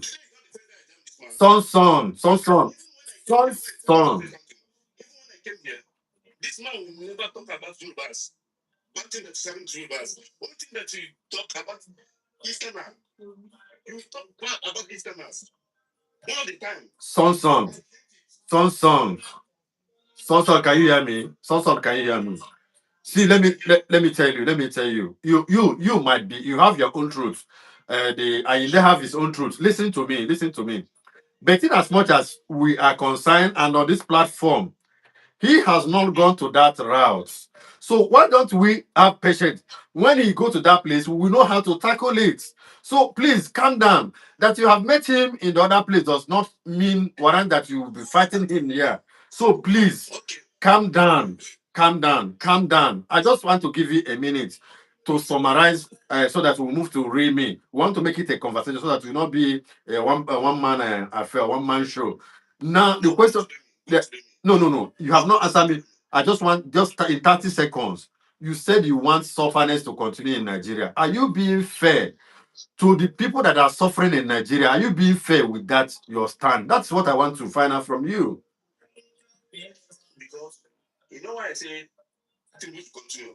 Because some part of Nigeria are tribal gods, and they don't want anybody from Eastern to rule them. They swear in their life, nobody will come from East that will become a president in Nigeria. But you look at what they do to Jonathan. All their pastors came out and protest against Jonathan. And look at this current government. President government better than Jonathan government. I don't think so. But all of them can come out again and protest against the government to tell you that Nigeria cannot be one. And we will never be one. Okay. No problem. We'll get back to you, please. Let's We need to ask questions. No. You ask questions. Don't worry. Hello. You know the problem. Two of you. You. Ask me a question. No. The anarchists. Can you hold on? Anarchists, can you hold on? The anarchists, can you hold on? Everybody hold on. Everybody hold on. You have receptive impairment. But since Nigeria was created, they never sit on it. Receptive impairment. So you don't understand language. What they did for them? What did they do?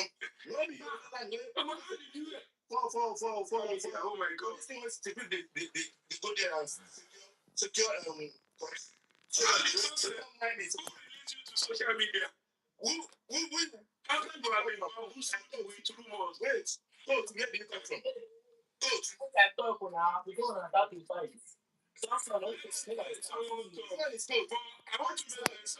Hello.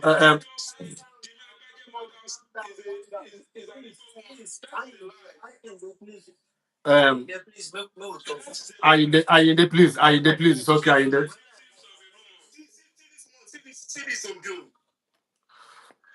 Oh, son, no. Son, please. Tune down. No. Tune down your anger, please. Calm down. Tune down your anger, son. No. Listen. He never said this, Tana. See, no. He said he's referring to you. He's referring to you. Calm down, please. Calm down. Please. Calm down. Please. I beg you, you are my brother. Please calm down. Everybody here is my brother. Everybody here is my friend. But just calm down, please. Okay, I've had you. Not everybody is my brother. So I've had you. Not everybody is my brother. I agree. But in African context, I know what I mean. Remy, you are welcome. Okay, I don't know you're going to talk. Wait, before you talk, Remy, are you real? I hope you are not fake. Eh? I hope I know, but I hope I'm talking to you. Now the topic we are discussing is this. The topic we are discussing is about 2027 election. That's the topic we are discussing. So we are not saying can Tinubu retain power come 2027, or can any other person take over? Either Peter Obi, Atiku Abubakar, Jonathan, or even my comrade self, or even you. Any person can take over. So do you see the possibility of Peter Tinubu holding on power beyond 2027?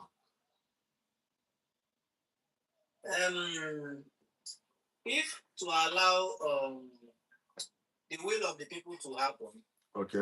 Tinubu will not continue because average Nigerian, not average Nigerian, 90% of Nigerians don't want this man. All this we are seeing here is just online. All the people that supporting there was actually paid. If you when they are doing the campaign, you watch how many people. I was in Lagos. You watch how many people I was campaigning for, and how many people I was campaigning for Peter Obi, and those people that was campaigning for Peter Obi did this for free. He's winning it. But those ones that is campaigning for Tinubu, then sometimes it seems not like they are doing it in their hearts. Few of them. So once after watching all those things, you know that Nigerians, even when Nigeria was still a little better at that time, people still vote for Peter Obi. Calculate it with now when we say everybody in Nigeria they suffer. I don't think that man can continue. I don't think he will see road. And for me, I will support Peter Obi to rule Nigeria because he's competent. He's a smaller thief because other ones are big ones. So we don't have another choice but to vote for Peter Obi because I did not see what Tinubu is doing after removing subsidy. We did not see any reasonable something. The highway they say they are building, they are constructing. I don't know where they are now. and they have borrowed enough to do the highway, and the highway is not complete, and they are still borrowing more. Tinubu has borrowed. It seems like it's time. Let me say times 2 of what Buhari borrowed under under 4 years. Is it 4 years? Yes? No, it's under 3 years. It's not up to 4. 3 years. And he removed 4 subsidy. You see, people are thinking that it was dollar that is going high, or something is happening to Naira. Nothing is happening to Naira. That money you are thinking that something is happening to, it was somebody that was packing that money on his pocket. Now you are suffering, thinking that your money is valuing. That not is value, just that something that belongs to you, someone else has taken it. You think that Naira is the value. It's not its value. That's why instantly when they remove the subsidy, before 2-3 days, you see the level of Naira going down instantly. That shows you that someone is just taking your money. And you expected to see results after that subsidy, but you're not seeing it. And they're borrowing more money. So calculating all those things, I don't see possibility of Tinubu imagining again. So that's even if you go to the street, go to north, go even down Yoruba land, go there. People are suffering. Okay, Remy, because you are a very real person, and I like dealing with people that are real.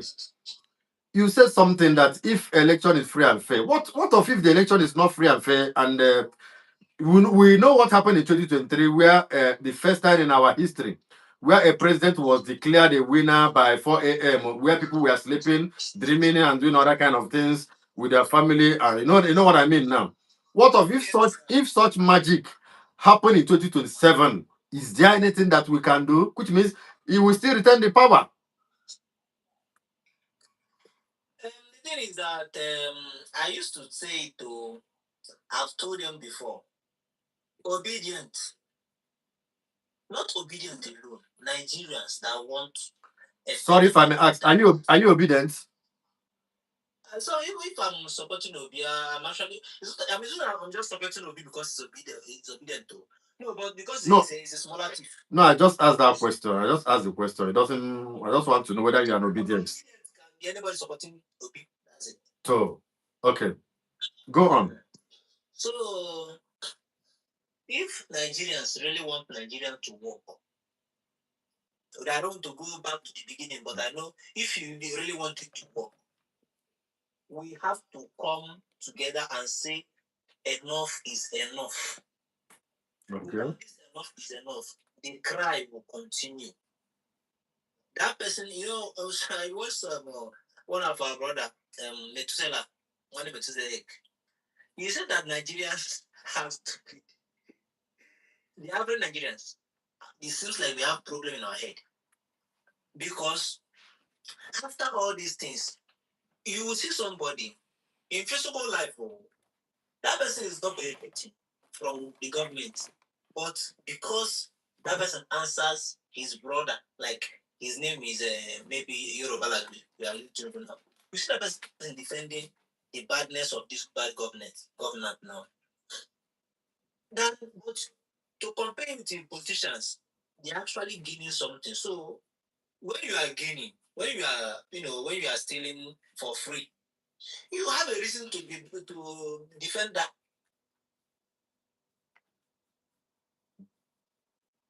Are you there? Are you okay? It's like you have call. It's having a call. It's like it's having a call. Timo, are you a girl or a man? I'm a man. I'm a guy. You are a guy.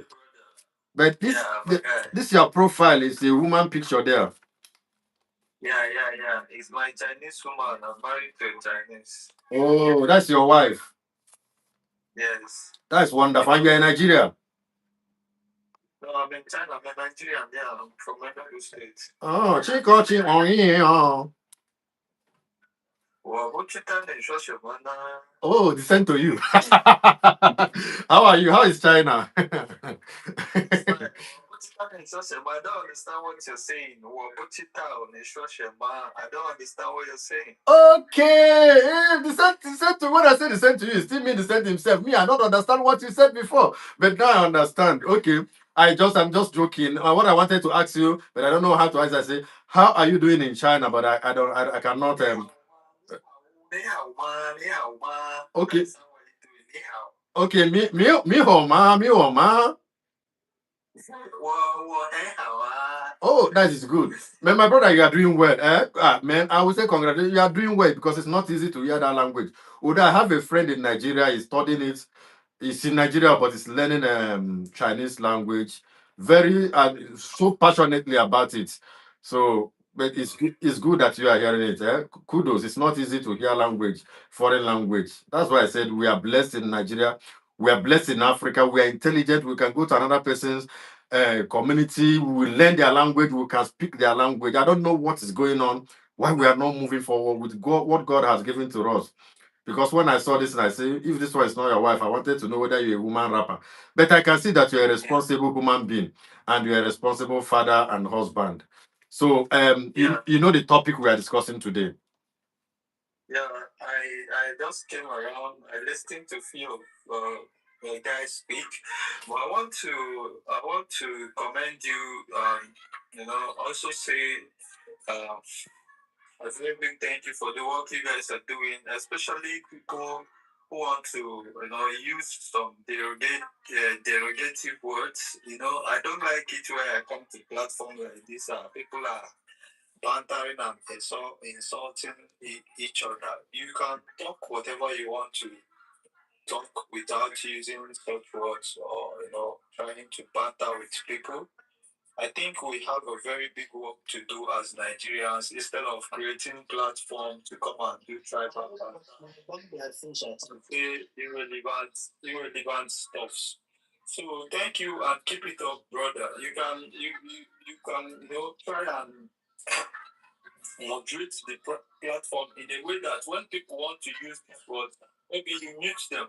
Or I don't really have the right to tell you how to use your platform, but I prefer, discussing innovations, way forward, and how to put our country in the right trajectory so that people who are looking at Nigerians as bad people because just they think our economy is bad. When we have a good government, they will want to come and visit our country, and because we are great people.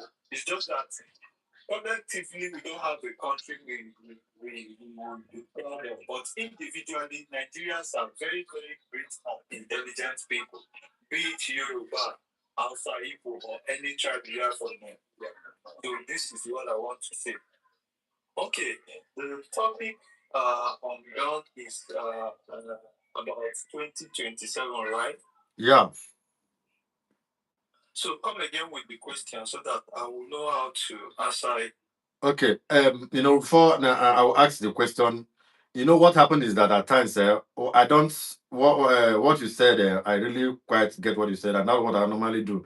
But at times, if you don't allow people to express themselves, they will be boiling inside. So at times, you give room for them to exhibit because every human being has that 5 minutes of madness. Let them to express it and make sure that they don't go beyond board. And there are some people that thrive with violence.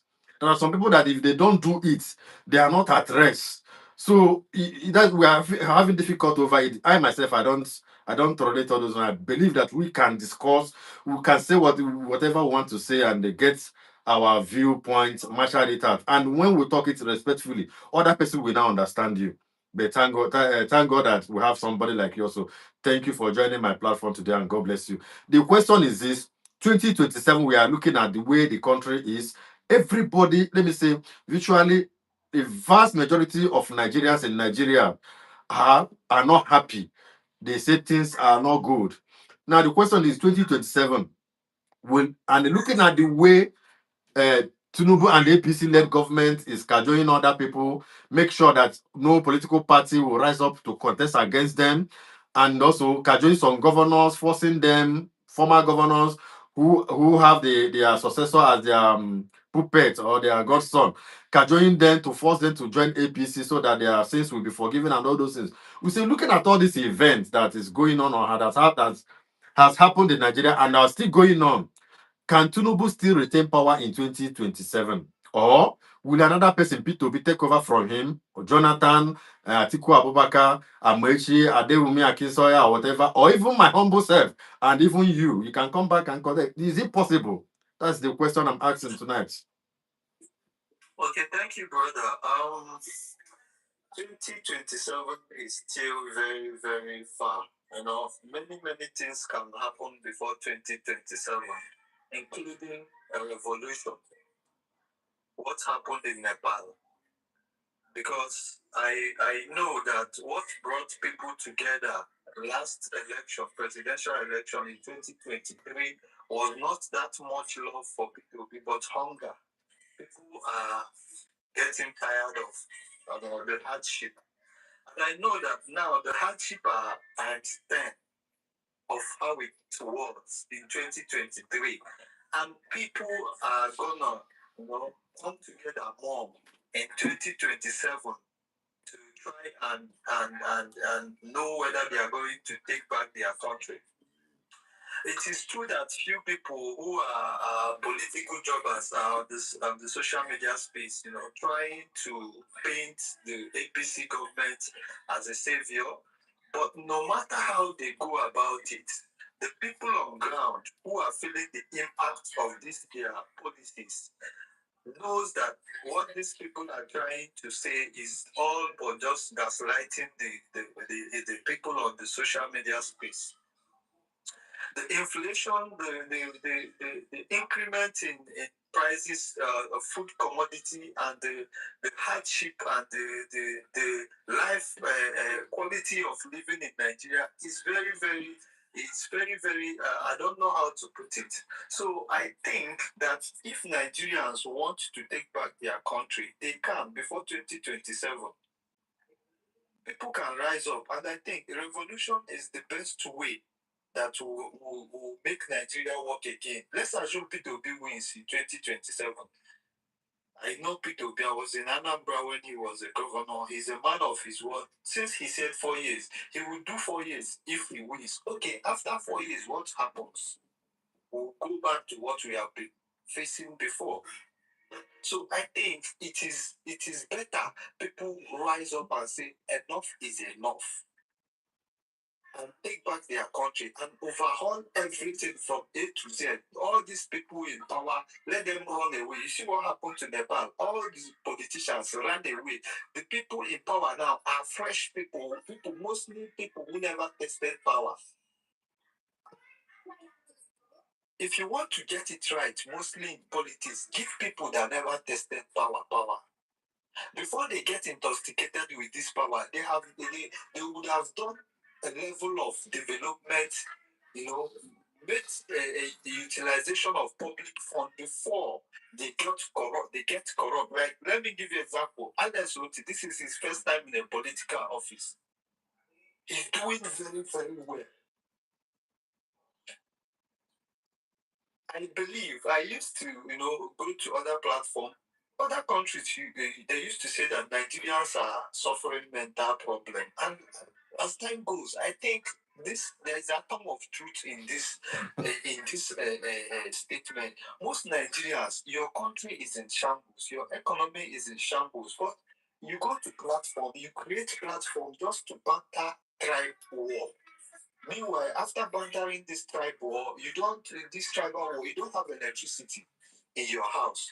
Is it Yoruba's person? Is it Yoruba man is the cause that it's not Yoruba people's problem that it's not Yoruba man is not the reason why you are buying fuel at the rate of 1,000 naira. The Yoruba man is not the reason why you don't have electricity. The Igbo man is not the reason why there is no road in Nigeria. So after this banter, to what end? What is your profit in this banter? why not come together like this thing you're doing now? Look for a way forward. Discuss how we are going to face these people in 2027. Because no matter how you say it, Igbo people are in this politics. We have governors, we have senators, we have federal House of Reps. We have Igbos in this government that are doing this to us. We have Yorubas, we have the Hausas, we have the Fulanis. You can say that it's because of Tinubu. It's only Yoruba people that is, piloting the affairs of Nigerian people. So I think if we, the people of Nigeria, will say enough is enough and come out and say we don't want this government anymore, that is the best thing. Because if we say 2027 now, let's try and vote Peter Obi. After then, if these people hijack the votes and do what they did in 2023, what again? We wait for another 4 years. Isn't it? No. Let me wait for another 4 years. now. Let me ask you a question. And Tinubu is a very, very, very, very strong politician. Okay, I will come over to all those ones, but let me. The question I want to ask now is this: that's your thought that after P2B will still return. Let's say P2B is not the only sense, or let me say somebody says it's a small thief. P2B is not only the small thief. I'm using the that person's words, not mine. No, unless if P2B is sense or P2B is a competent leader, let me be positive, and let me be positive and polite. Suppose P2B is not the only competent or passionate or person that have character in Nigeria. We still have them in North, we still have them in the Southwest, South, and everywhere you go, even in any community you go. So if P2B if P2B finishes 4 years, and he can still find a competent person also that share the same ideology with him to hand over to, whether from the North or from the South. Don't you think so? Because sorry, you are sorry, you are in China. You are in China, right? So I don't know whether this is a Chinese proverb or Japanese proverb. They say that a journey of 1,000 miles begins with a step. Yes, I think it's a Chinese proverb. But let me make a reference with what happened in Anambra. After Peter Obi finished, he handed over to Obiano. Obiano was a very, very drunkard criminal who destroyed all the legacy that Peter Obi left. You see the problem now. He destroyed everything that Peter Obi left in office. So if Timo, you want Timo, to have a long-term good government, I think it will happen by revolution. If you put Peter Obi there now, and the cabal who are going to form this coalition to put him there now, after that, those cabal will take over because they will have an agreement to sign. Peter Obi is not going to pick who is going to take over after him. It's those cabal that they coalesce that will be in charge of who will come after Peter Obi. Do you understand? Let's assume that Peter Obi now coalesce with Atiku, Rufai, and all these people. Do you think that after 4 years that Atiku will not want to come in, or Rufai will not want to come in? Do you think? I think they would like to come in, but the way you play the politics, you may not give them a chance. If that one you are talking about, the way you play the politics, you may not give them this thing to talk. Once Peter Obi coalesce with anybody, it will be on a written agreement. It will not be just you go and do whatever you like. It will be on a written agreement. And I know Buhari and Tinubu had a written agreement before Tinubu could give Buhari the support he gave him in 2015. Yes, but you know that APC primaries that anybody could have also picked it. Anybody could have also picked it. So if had it been another person picked the ticket, Tinubu wouldn't have been the president today. Don't you think so? How possible was it for another person to emerge a winner? The vote, did you see the margin that Tinubu used to win the second person? Did you see? Do you know why it happened like that? Do you know why it happened like that? It was because Buhari is not a politician. Do you understand now? Buhari is not a politician, so Buhari was not really asked to stop Tinubu, like Obasanjo was asked to stop Atiku then in 2003. Do you understand now? So 2007, Buhari was not asked to stop Tinubu. To an extent, Buhari don't want just no any person that win. Although he have his own candidate in mind, but it was not that hard. If he was all asked to stop Tinubu with state power and everything, he would have stopped Tinubu. Even if Tinubu emerged as APC flag bearer, they can still also stop him from winning the main election. So he was not asked to stop Tinubu.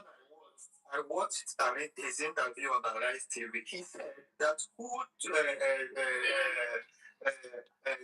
Buhari picked to succeed him is the former Senate president, which is now a senator. What is his name? Senator Lawal. Senator Lawal. Yeah, that was Buhari camp, not Buhari personal choice. You understand what you get what I mean? If Buhari wanted if Buhari wanted Lawal to pick that ticket, Lawal will pick that ticket. It might be this thing, but people have now advised him, people like Erufai, all those ones that he could trust, those people that he could use to make sure that Lawal pick the ticket. People like Erufai and Yahabelo and Co, all those northern governors, they wanted power to shift to the south so that by 2031 maybe it will be their own turn. You understand now? So that's why the Buhari could not do much. But if Buhari wanted Lawa in the first place, there's a way he will plan it. That in such a way that he will plan it and take control of the party structure from the ward level to federal level. There's a way he can do it. There's resources to do it. There are enough money to buy people. He can do it, and even sideline the governors. He can do it. But Buhari is not a politician. Do you understand? Do you get it now? Buhari is not he was not a politician because it's normal. He was not a politician. I think he's a straightforward person because no. Don't say that he's a straightforward person. That he must have had agreement with Tinubu before Tinubu supported him in 2015. Yeah, there was agreement is what he honored. Yes, there was an agreement. That one, there was an agreement. He's a straightforward person in that aspect. Do you understand? But again, I look at it this way that after 4 years of Peter Obi, the people might say that he will continue because of what he will put on the ground. Because if you put Peter Obi in Asoro, 2 years is enough for him to turn the country around. Are you sure? After 4 years, the people will say, we want you more. Do you understand? Yeah. I think the people by then will have enough power in Nigeria because now, as a democratic country, like we practice democracy in Nigeria, which is supposed to give the power to the people, but the power does not belong to people. We need a good government for us to really see that the power belongs to the people. Yeah, I get it. Good president in Nigeria, we the people will exercise the power that we are supposed to have as people who are practicing a democratic system. Yeah, I get you.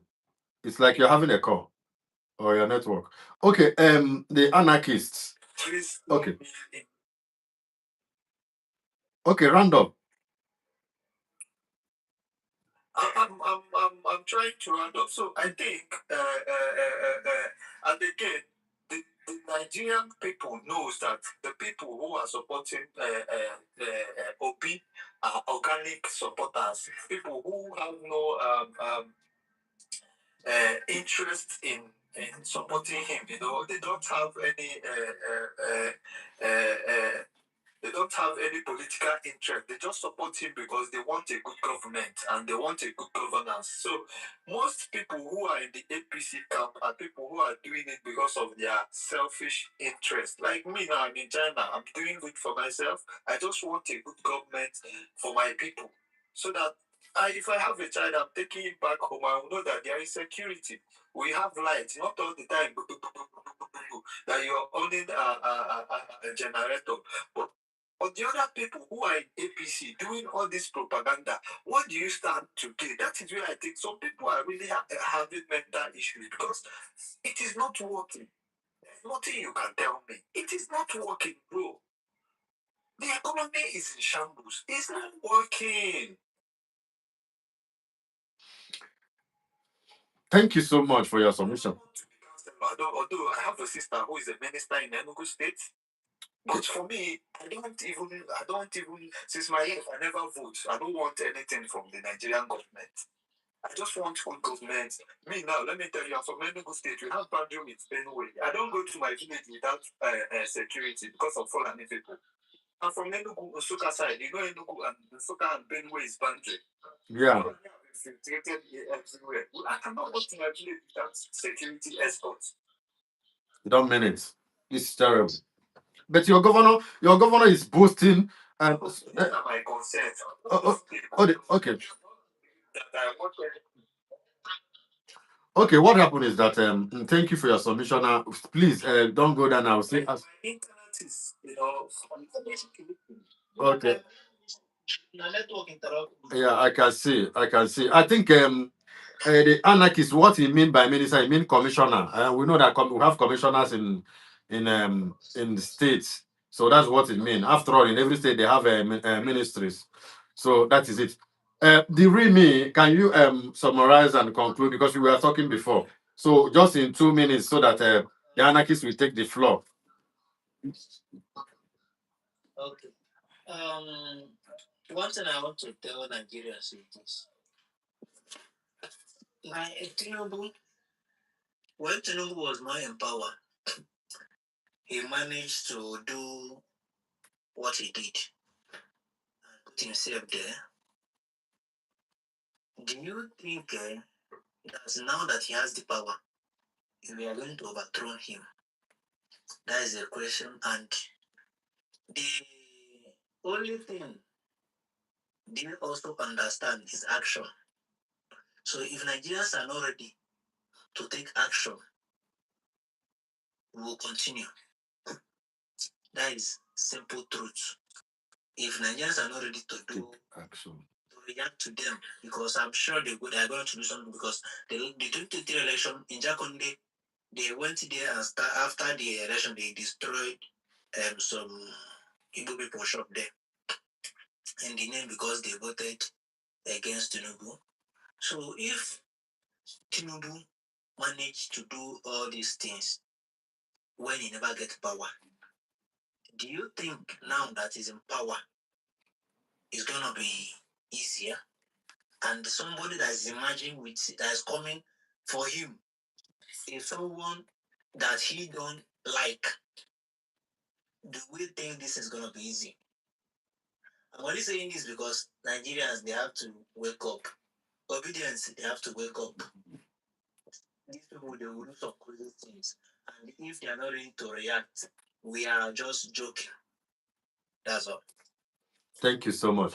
Anarchist, we are coming to you, but before you take up the mic, Anarchist, please. And Son, please.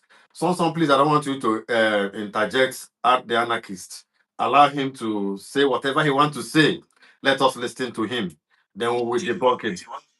Please. If you want to say anything, you should use Yoruba people as an example. Let him not ever in life use Igbo land as an example. Wait. Can you? Hey, guys. Hold on, gentlemen, please.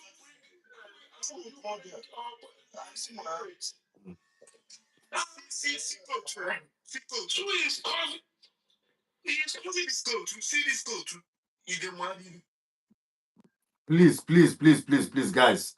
Hold on, please. Hold on, guys. Please. Let us maintain decency. It pays us to maintain decency. Please. I beg you. It doesn't mean. See, Son, let me tell you one thing. You are my brother. You know the sign of maturity. Sign of maturity is for you to. I'm not saying that you're not mature, though. The sign of maturity is for you to coordinate yourself, even when you are being provoked. I would like you to coordinate yourself. Even if you like, let him use Do you know why I cannot buy him from using Southeast to give example? There may be some people who are not even privy to that information that he want to give. There are some people who don't know the way he talks. So allow him to talk so that those people, even if they can avoid him tomorrow, they can avoid him tomorrow. But by the time you stop him, you are putting other people who don't know him in danger from knowing him. That's one of the reasons. So please, calm down, please. Then the anarchists, please calm down. Nobody is low in IQ. You may think that you have it all. You are not a monopoly of knowledge. So let us not use foul language against ourselves. Let us maintain decency, please. I beg you. No interjection, no interruption, so that this thing will be smooth. If this place is smooth and we're interacting, it will be good. People will even learn. But when we are doing bash, boos, nobody will get anything from it. Please, I beg you. So the anarchists, I'm coming to you. Please. You said in your comment section, you said that Obi is not competent, and I want to ask you a question. What is it? What is it? This good thing that Tinubu has done to Nigeria in terms of his leadership styles and all those project execution and all the rest that you are rooting for him that Tinubu should continue? Can you please enlighten people like us? Thank you. Is it my time to take the floor? Yes. Just asking the question. Yes. Now that's why I called you and asked you a question. Okay. Let me disagree with your last. Is it consolatory or a reconciliatory statement that nobody is low in the IQ? No. Science proves that there are some people who actually have low IQ, and it is confirmed. Hold on there. Do you know that the IQ you mean may be relative? That's one too.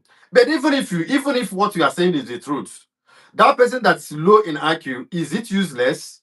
It's not useless. Everybody is useful. Let me use that word. Whether you are intelligent, whether you are not. After all, people that are rigging election in Nigeria, the professors are rigging election for school dropouts. So what kind of IQ do you have? You call yourself a professor and you forge election result for Agboro, and Agboro is ruling you.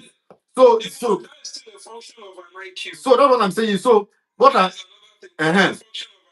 what I want us here is that let me just put it that way. I don't want to go whether you have high IQ or low IQ. Everybody is useful. So you should have known me on this platform.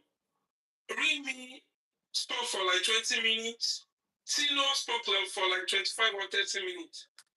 I didn't even say, that is how I respect people in intellectual discussion. Your opinions might not align. You understand? But I will respect you. But when it comes to my time, I can actually react to some of the things I will be able to remember, to react to. These are how to engage in intellectual discussion. You see, it is very pertinent in discussion for you to have ability, receptive ability to understand things. If I'm saying darkness, it does not mean that there is no light. When someone is in cave of ignorance, that is darkness. And we could even confirm this on this platform. I was trying to erase any iota of error. When he was saying Jimmy Agbage mother is Igbo, I was like, Jimmy Agbage, how will Olabisi, who came from Oderemo, be an Igbo person? Is Oderemo an Igbo land? And I was telling you to fast check. You see, when people have victims of it's very important. Go and check about the man's mother. Okay, we'll check. We'll get back to you. I will check and get back to you. Go on, the anarchist. The person he was trying to mention was GRV. You can check it out. We can go to the Google and check it. Let us see. It's what I know. You can check. It's what I know. Now, back to the question. You see, in political discussion, there is a lot of economic analysis because economy is the foundation of every superstructure in the society. And there's this thing. If you are taking something from people, you must replace it with a better thing, not with something that is very, very inferior to that thing in both quality and governance dispensation. Tinubu, when he took the mantle of power, the economy of the country, the economy of Nigeria was already in a collapsed stage. And this is clear to everybody. That was why half of international companies in Nigeria left during Buhari's stroke early days of Tinubu. For you to know the state of the economy there. Am I surprised that retailers are talking about politics without understanding economy? You see, Tinubu was the only president Nigeria has ever produced. Pardon? Come again. Tinubu is the only president Nigeria has ever produced that stood against any status quo of cabalism.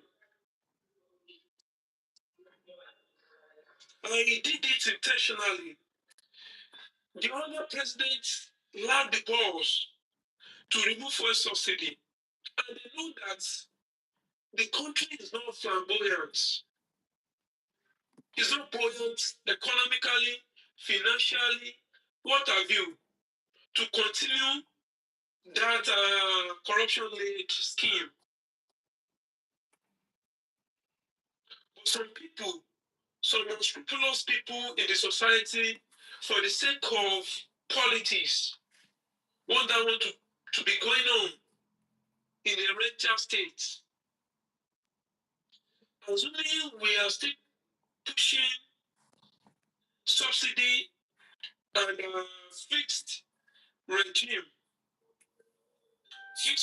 of forex intervention, Nigeria would have plunged into unrecoverable debt without any tangible physical infrastructure. But people do not understand the meaning of subsidy removal. To some people, they assume that, okay, there's one money Nigeria kept somewhere that they are using to finance the subsidy. Since they stopped the subsidy now, they should be using the money to be buying food into different households. But things was not like that. Things was not like that. The new subsidy regime was 90% placed on borrowing, including forex intervention too. But this person sees in his 8 pages manifestos. People do not read. In his 8 pages manifestos, page 37, paragraph 2, he talked about it that there's nothing that will stop him from removing subsidy. This was manifesto that was distributed in early mid 2022 rather. But people do not even evaluate their politicians to know their plans for the nation. Everything President Bola Tinubu is doing today, everything is documented in that manifesto. Okay, the anarchist, my question is this.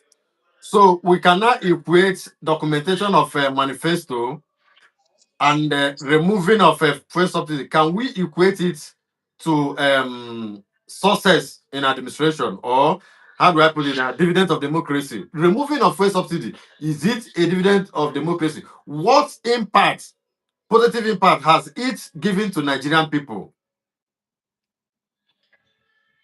Thank you. Number one, you see, in governance, there are several metrics you use to evaluate a performing government. You use economy metrics, maybe through the policies. You use fiscal infrastructures, and you use the people's welfareism. How are this government doing to actually alleviate and put forward the welfare of the people? Looking at these three metrics that I will actually premise my claim on. Subsidy regime actually does something important for the whole country. Number one, there is obvious increment, 300 increments in the allocation collected by each state. And according to the Nigerian Constitution, the state also has a responsibility to provide security and welfare for its people without the intervention of the federal government. Pardon? State allocation. Wait. Anarchists, make we know they confuse people. Oh. Do you say that the state have what in terms of security? The state has the power to provide security for its people.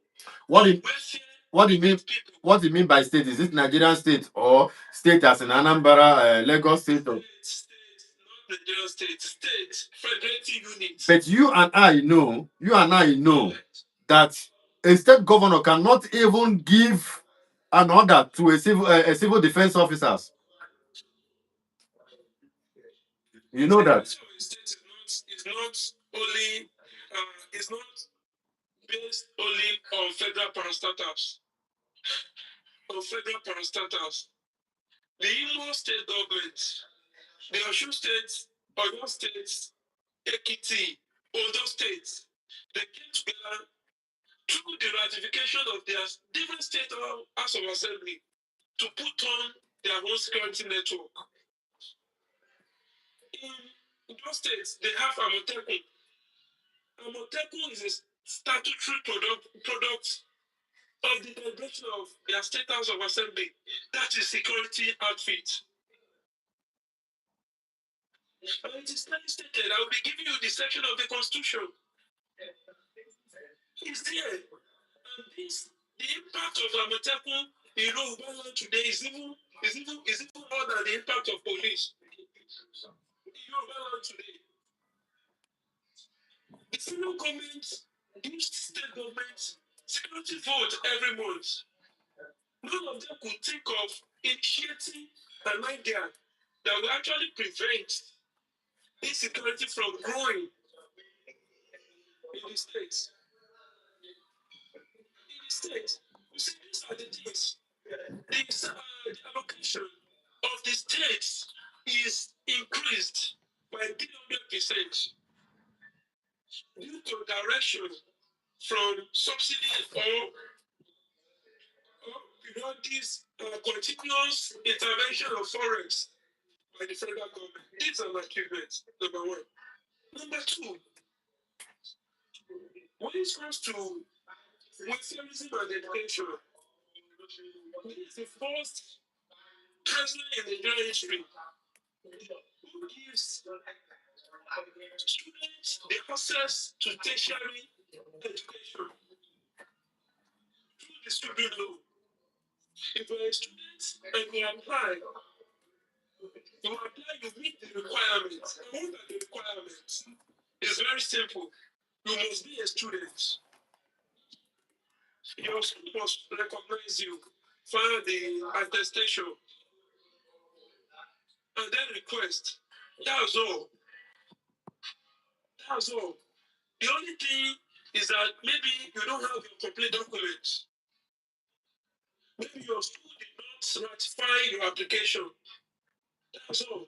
This is an access to tertiary education. But by all ramifications.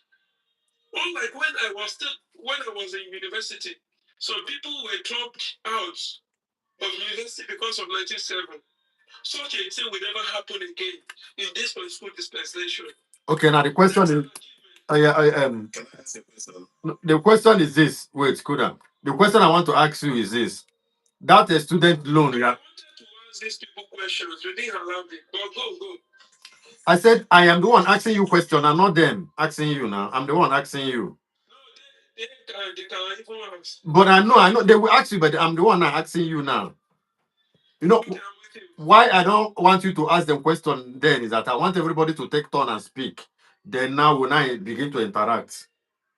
That's why. That was why. Then the question is this: how many people so far have benefited from that net fund?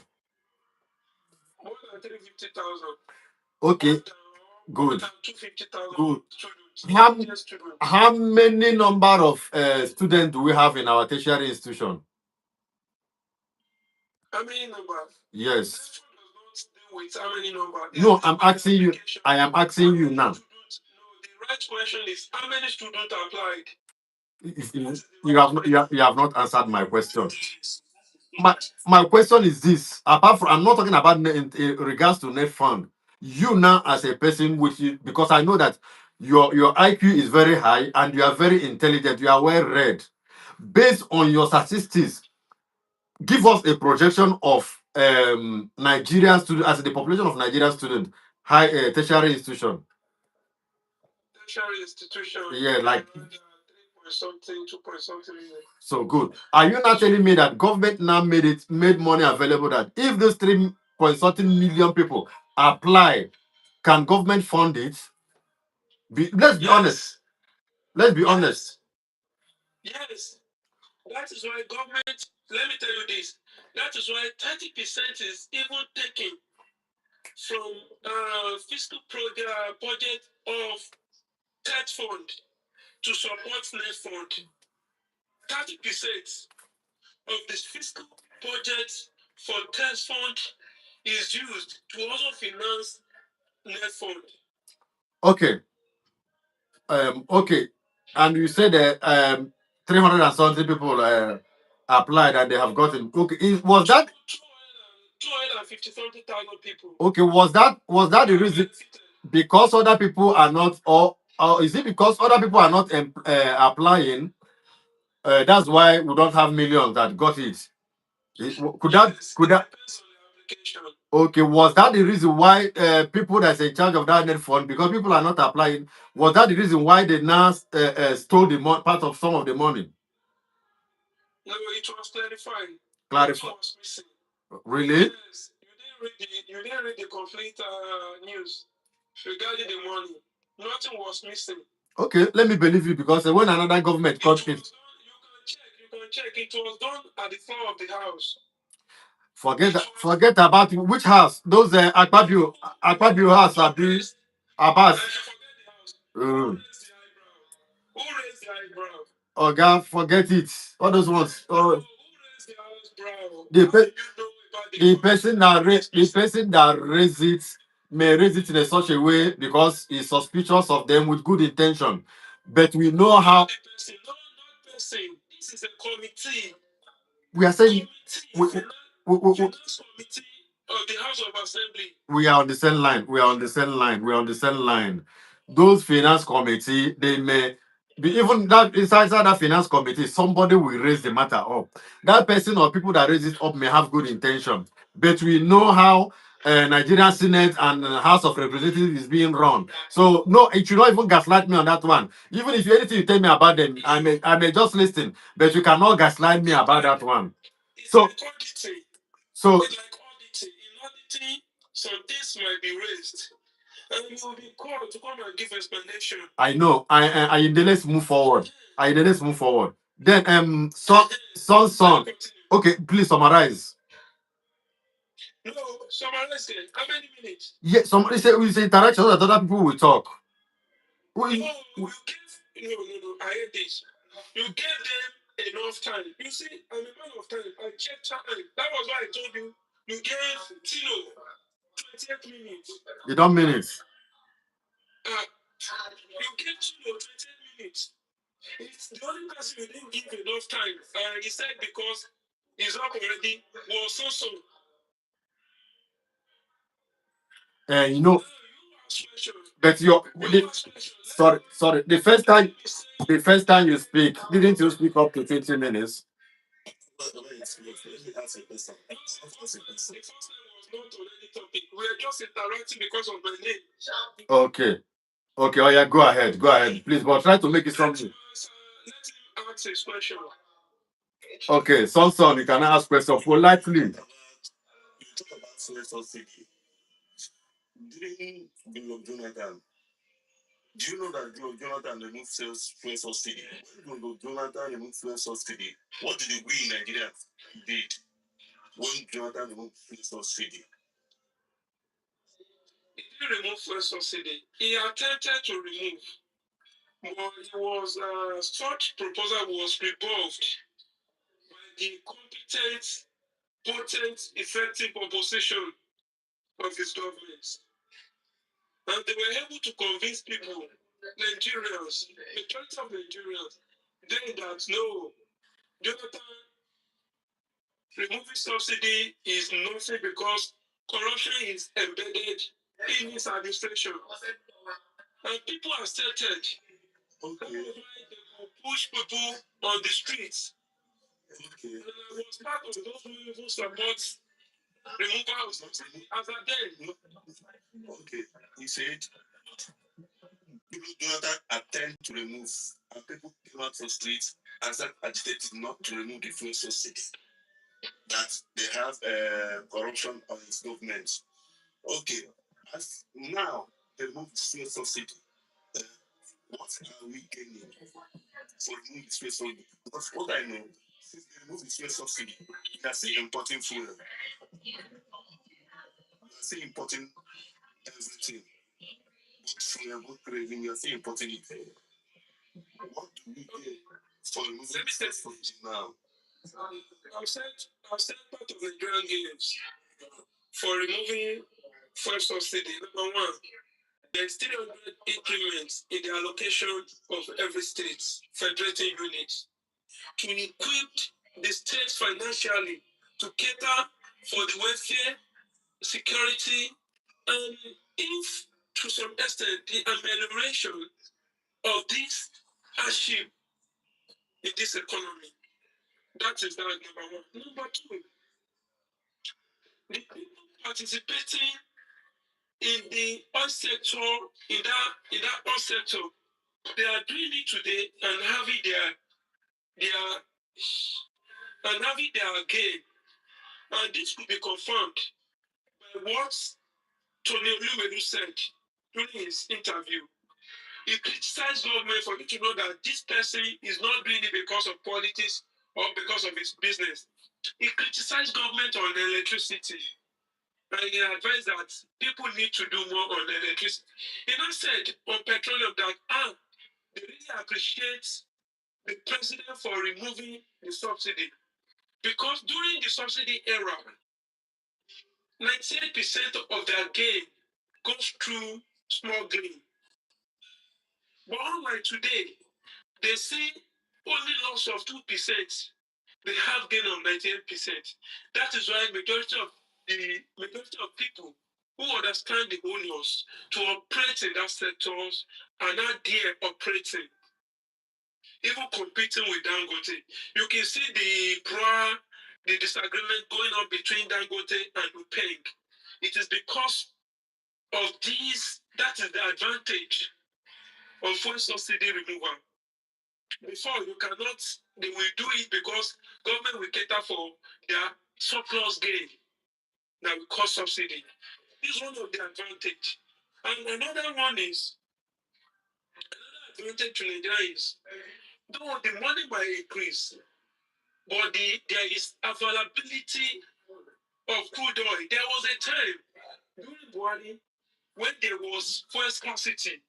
People were even agitating that if they will sell 1 liter, 3,000, let there be 4. Because of the effect of scarcity that render people's business. Are you there?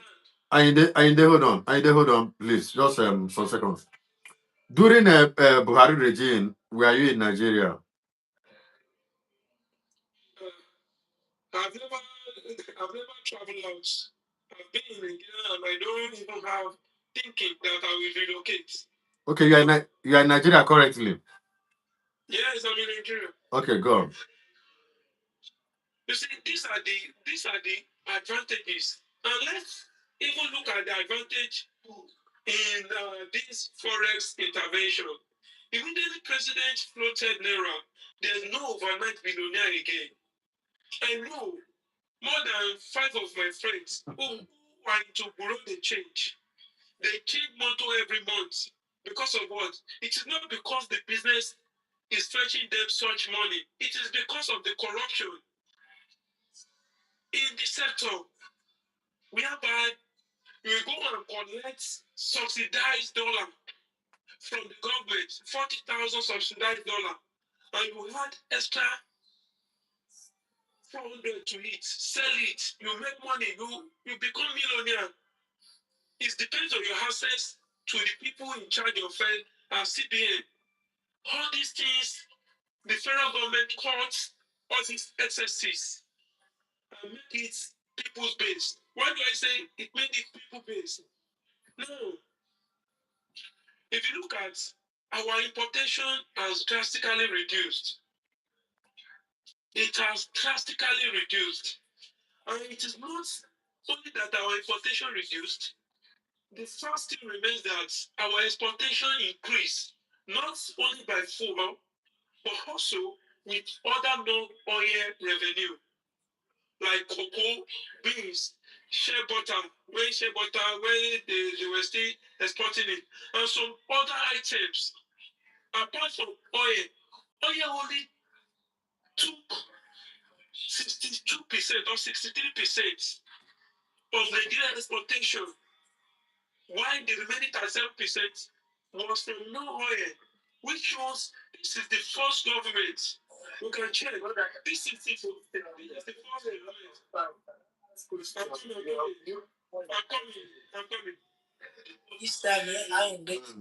I they try to round up. Try to round up because when people are listening to you, they will get bored.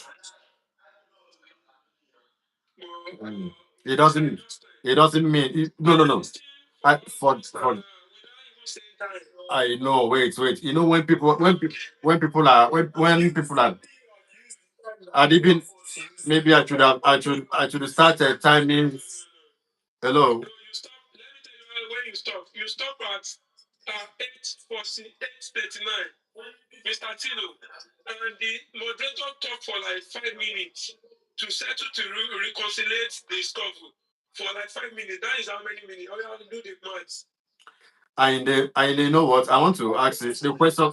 Hello. I have a question. You have the estimate of total amount that Tinubu's you have the estimate total amount that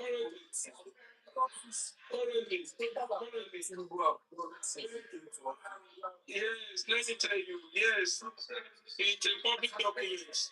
If you check DMO, do you know DMO? That is Department of Debt Management Office. That is the department that deals with public loans, public borrowing. We understand. As of today, Buhari left 87 trillion naira. 87 trillion naira as our debt. Today, it is 149 million, 149 trillion. It's something trillion. Yes. 87 trillion naira. Today, I don't think it's correct. Go and check DMO. It's not even thinking. And today is what? Statistics. This is statistics, not thinking. And today is what? How many? 149 million. Do the maths. Okay. Any other question? Who has question for him?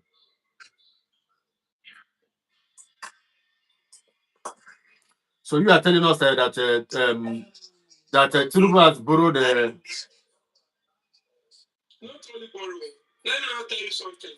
Wait now. You see, Wait, so that you will get the calculation you want to do. Wait, I did. Last time. I did. Yeah. You're talking. Okay. How much is Ghana owing Nigeria? How much is Ghana owing Nigeria? I don't know. Yeah. I don't know that. No, it is not. I cannot have access to that. It is not in DMO. Okay. Is there any other question? Any other question for him? Yeah. See, from 1960 to 2023, Nigeria borrowed only 87 trillion. Now, from 2023 to 2025, Nigeria borrowed 50-something trillion. 62, according to him. These people are working. With this amount of borrow under 2 years, what do you have to show for it? For just something trillion under 2 years. Thank you, Mr. Justin. Yeah. I said for you to show for this amount of money, listen. I was trying to tell you how to get accurate calculation of what you want to do. Now, when Buhari was leaving office, during the transitory stage, it was discovered that Buhari administration handed over 3 point something billion dollars as foreign reserve, as Nigerian foreign reserve. That is the liquidity to attract investors to Nigeria and to make Naira trade well in international market. Today, Tinubu administration has taken that reserve to $40 billion. Now, if you now convert the excess, just remove the 3 point something billion dollars that Buhari left, and remove the excess and convert it to Nigerian naira. What will they give you?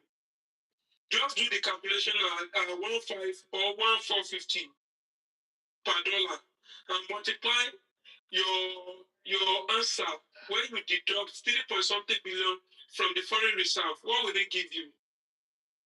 That is it. Apart from the projects this administration is doing, I'm not saying that people should not criticize. Don't get it twisted. I also criticize them. If you look at my page, as at early last year, January 31st or so, I criticize the flamboyant lifestyle. Some members of the executive of this administration are parading. Yes, I criticize when humanitarian ministers actually was alleged of diverting money for welfareism. These are the things. No, I do say this thing. Nigeria, our programming, especially to evaluate government, must be based. That was our previous program. It must be based on the level of our stomach. The level that our stomach is the evaluative tools to use to evaluate a government, a performing government of laws. But today, that thing has changed. If you don't know much about business management, your business will collapse. Because of what? Because you have to put more energy, understand the business you are doing in Nigeria today for you to run your business. Because there's no free money. Government is not subsidizing anything any longer, except medical tools, medical equipment. That's all. Unlike before, if you buy something 500, you might even sell it 600 without any importation fee or whatever. But today, you have to pay for everything. You must do your calculation, do your minus, do your Okay. inventory. Ayinde.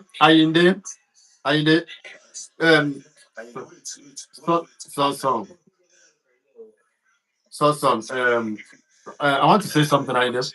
I want to say something. There is nothing you can tell me. There's nothing grammar you can speak or that can convince ordinary Nigerian. Let me not use myself as an example.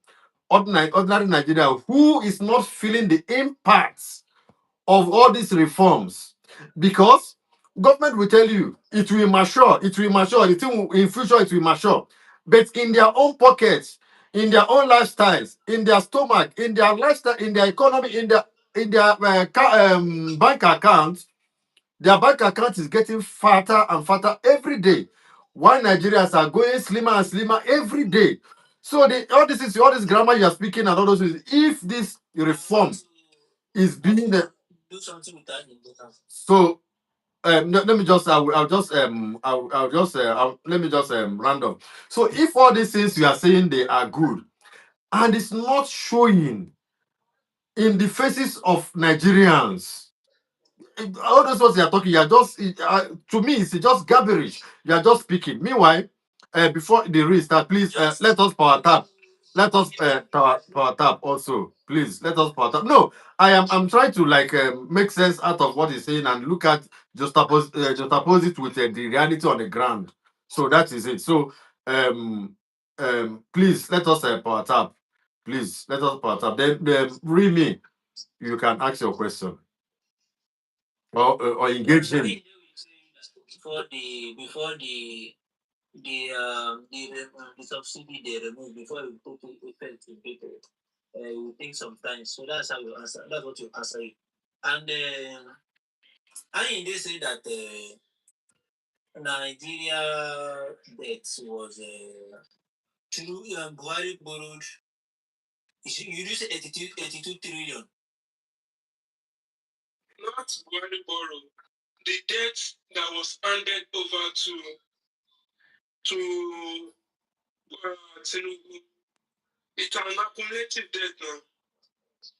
It's from Yes, now that the Jonathan has like what did Nigeria have a debt under Jonathan? Go and check, yes. The last time I checked, I didn't find it. Is no. How much did Jonathan borrow? Can I remember? Come here. It's around is it $20-something billion? He handed over debt to Buhari now. You can check that. I'm not with my second phone. Because what I'm seeing here, I'm not seeing that 82. What I'm seeing is $5.60 billion. And okay, let me also say here the Nigerian total debt now is $81.5 billion, which is 120.6 trillion. It's $1.45 billion. Statistics is that. No, I can't find that your DMO. I check DMO profile now. I can't find that. They are not is there. They release it quarterly. You understand? They've released the first quarter of this year. That is from January to March. It has been released. Check it there. It's there. And they translate it in naira, not in dollar. If it is in dollar, Tinubu borrow is lesser. But when it is converted, it is higher. Okay. Are you done with questions? I want to ask you people questions regarding your candidates. I'm not done because you know what we are doing here. You're just confusing everybody. My food. I can't find the thing on their page. You can't find the thing on their page. DMO. I can't find it. Why is it Why can't us check that for us? I don't want to use my second phone to check it. Can us go in the DMO office? I see. Let's check it already. They didn't sign it. Brother, no matter how accurate you think you're sounding, you cannot sound more accurate than Renzo or than Bola. These are non-political jobbers. You cannot sound more accurate than these people. And we all know that they are just serving it. They are paid masters. So, we are sick. What people on ground are feeling about this economy reform. There is hardship in Nigeria. There is hunger. People Remy, falling. People. this is how you check. Check the total debt. Nigerian total debt. Both foreign and local. According to DMO statistics. Let me bank this thing.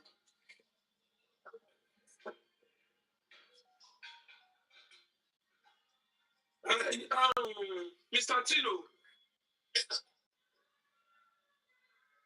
is he there? I don't know. I downloaded one. Yeah, do your principal Tinubu. Now statistic we go drop. That is what he said to Peter Obi. Tinubu. No.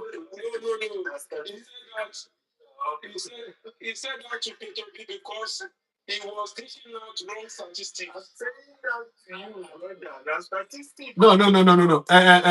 Ainde, please, Ainde, hold on. Stop all these things you guys are doing. You, as educated as you are, if I am dishing out wrong statistics, it is your duty to correct me, to counter me. Not saying that statistics will go shop. Even Tinubu cannot counter. No, as of that point, listen. Hold on. Anarchist, hold on. Anarchy, and that's what I'm telling you, Anarchy, hold on. It's just like as you are talking now. Hello, hold on. You guys talk more than me. I give you people chance to talk, so I really talk. Now, let me tell you one thing. Just like as you are talking here now, you are educated. Somebody who is not educated, there's envy of you. You know what he go tell you? What the person will tell you is that and a grammar will go chop. He will tell you say education na scam. No, now who make an name be this? If you speak grammar finish, come donate 1 million. All those things. Tinubu cannot counter Peter Obi at that moment time. His level of in terms of there's nothing he can counter. Only thing he can do is that he wanted to rubbish it and say now statistics will go shop. So I beg, no congratulate us on that one. I beg. No go that route. No go that route. If you have the answer, as this guy says something, you came up and say no, that Jimmy Agbeje's mother is not an Igbo woman. You see how you counter it? Whether you are saying the truth or not, you at least you have said something reasonable and something that we can verify, of which I've checked it. The woman name is Olabisi. Now, when somebody is quoting statistics, if the person is quoting wrong one, it is incumbent on you to say no, it is wrong, and you bring the real one, the correct one. Not saying now statistics will go chop. I beg, no gaslight us. Are you going to be a candidate of a particular political party and be correcting someone who is making the same error every time? Yes, now. No. What you get to do? No. Okay, well, now make I give you questions. Let me give you instances. Hold on.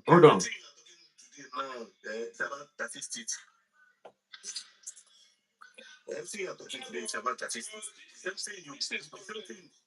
same thing is correct. I don't want to talk. Sources. I'm giving you sources. You know why I don't want to talk? Because if I talk my own now, two of us will start an issue. That's why I keep quiet. No. Put a panel, I beg you. Come up, put a panel. People have taken it already. They are telling you that it's not correct. What you feel is not correct. No. Okay. Hold on, everybody, hold on. I want to welcome specially Oputa Panel. Oputa Panel is my guy on TikTok. He gave me a platform. In fact, he is the first person to give me a platform to talk on TikTok. He encouraged us and he made me a moderator in his panel. And I learned from him because he doesn't want saga. If you follow Puta panel, he doesn't promote hate speech. He come up with facts and we discuss issues. So Oputa panel, you are highly welcome to my life. I don't go live I don't go live frequently. So thank you so much. When he talk, so when he talks, he think that it's a woman. It's not a woman. Oputa panel is a man, and it's an honorable man. Oputa, Oputa panel, can you tell us something? Let us hear from him, please. Namagawa. But do you forget that I have question for the panelists, for other panelists? I know. Anarchy said, you know, when president enter an event, everybody will stand up. So please, this Oputa panel is my organ. Wait. No, he will ask question. He will ask question. Let me respect. Oputa panel will also even put those questions in his submission later. You understand? Hello, anarchists. Please allow my organ to talk. We will continue. It's a conversation. It's not maybe one of this. Sorry, briefly, I just want to greet the house. It's been long, Mr. Justin, and the family. We are fine. We are doing well. And you? That's correct. Fine. Work has taken me off social media for a while. So I just came on live and I saw, and I opened TikTok and I saw you. I love what you're doing. I don't know what you guys are discussing. Maybe from the question that will be thrown, I could also contribute Okay. to it. Okay. Nice one. So you're coming on live now. That's good. Thank you. I'm coming, but work does not give me chance to come on live steady, but I do come anytime I have chance. I will come. That's nice. No. Well done, sir. Thank you. Okay. Thank you so much. Okay. It's your time, sir.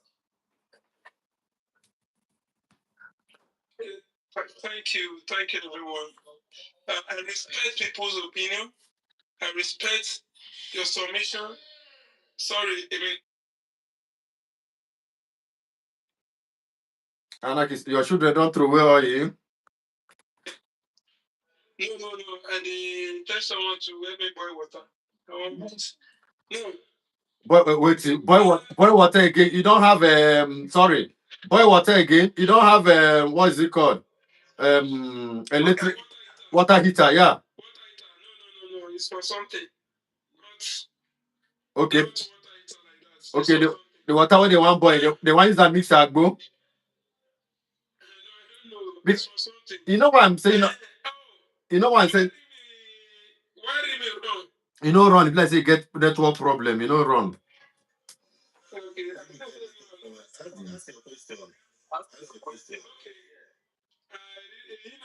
Network problem. Yes, thank you, people who actually I love your confidence to project your candidate, regardless his chances, his slim chances in the forthcoming elections. Thank you for the courage. I need to appreciate you people. My first question is, do you think if truly we want better Nigeria, do you think that Peter Obi is socially and politically fit to give us not even the better Nigeria we want, the first phase of the betterment, considering his time as governor in Anambra? And I'm discussing this because he has an aspiration to lead this country, possibly, but not certain, to lead this country one day. And for showing such an aspiration, it has become the ethical concern for every citizen to discuss, to evaluate, see his weaknesses and his strengths, and compare whether the weakness, especially from the opposition person like me, whether the weaknesses actually outweigh his strengths. Please answer the first question. Put it into consideration. Okay, I thought wait, bro, wait. You just take time a lot with your long grammar and English. Just make it snappy. Now, I thought you're going to ask a reasonable question. Do you understand? It has been proven beyond every reasonable doubt that Peter Obi is the better candidate. I'm not going to tell you what he did in Anambra. We did that in the 2023 campaign period. So for me to come and repeat it again is a waste of time. So we have done that in 2023. We have explained everything about P2B. We proved to you guys that P2B is a better candidate, but Tinubu chose to steal the election. So if you're asking what P2B have done, his track record or his antecedents, you're just trying to repeat what people have tried to explain to you guys, because I know you're always on TikTok, because your type of person who will go about trying to support Tinubu. So I know that many other people must have told you, many things that P2P achieved during his tenure as a governor. So don't repeat this question. Bring a reasonable question. I also want to answer in the way, because this kind of Ring me, is it reasonable to you? Is the question reasonable to you? Hold on now, because this type of people, there's many of them. Wilson Ika was there, so all his support to Buhari before Buhari took power. How far? Because this your same question and the support they are giving it to people they think they are the competent people, and that's why we are where we are today. So I don't know if you want to also continue in that same way. When you see something that is open, you choose to think maybe the person was actually planning, and without giving that person a try, you will not know exactly the plan of that person. So if you want to take all this your logic and maybe try to paint black white and paint white black, continue. But what I know is that on average Nigeria is suffering and they are crying, and there's not how that person now will tell me that she wants a person that is representing the suffer to continue. I'll have to tell you. Okay, thank you. Thank you. Thank you, everybody. Samson, hold on. Samson, hold on, please. Yeah, Oputa, go on. Son. Is it anarchy? Yeah, anarchy. Anarchist, okay.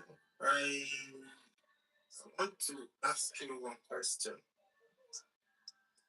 Is the situation of Nigerians in Nigeria, not situation of Nigerians in abroad, Nigeria in Nigeria, is it very pleasant to you?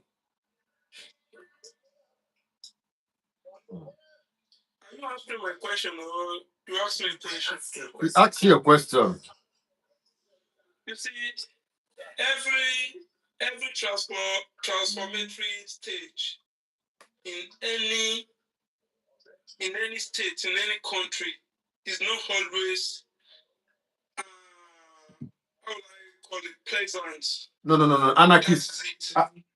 Anarchist. Wait. Anarchist. Hold on, anarchist. Okay. For any civilization, politics, or emerging economy is not pleasant. Nigeria is not an exception to that. Okay. Because you are trying to write the question, I answer your question, but I just give you detailed answer. Okay. How long have we been going through this transformatory system since the onset of democracy in Nigeria? Since Since the beginning of Fourth Republic, this is the first time we took this route. This is the first time in history. Since from the Fourth Republic, this is the first time. The first time that what happened? The first time a president is making efforts to transform the political trajectory of Nigeria from direction of renation to direction of success. You're not answering the question. You're not answering the question. You jump from left to right, from front to back. You didn't answer the question. Can you say? I'm sorry. Your head is tired of taking. I don't make judgments. I only ask questions for me to understand and for other people that are listening to us in the FYP and the comment section should understand who are thinking the way I'm asking that question. So it's not a personal thing. I'm thinking for other people too. I ask you, and you are telling me this is the first time a president is trying to do something remarkable in Nigeria system. Let's go back. So, what is your evaluation of Goodluck Jonathan period, Obasanjo period, Buhari period, and compared to the present period today? You see, you are shifting the pole of the question you initially asked. We are talking about this situation. Time. This is the first in our history. And if you look at Obasanjo, because we just left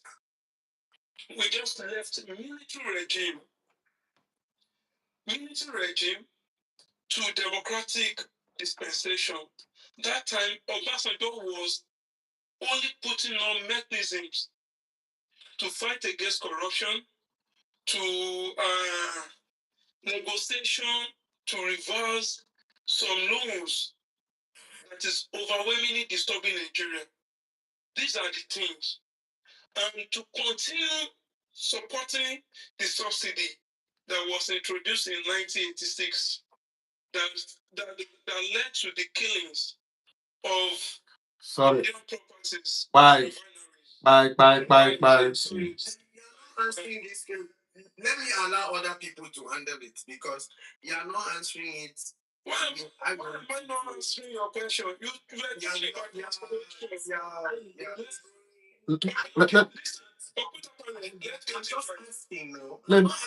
Let me come in. Let me come in.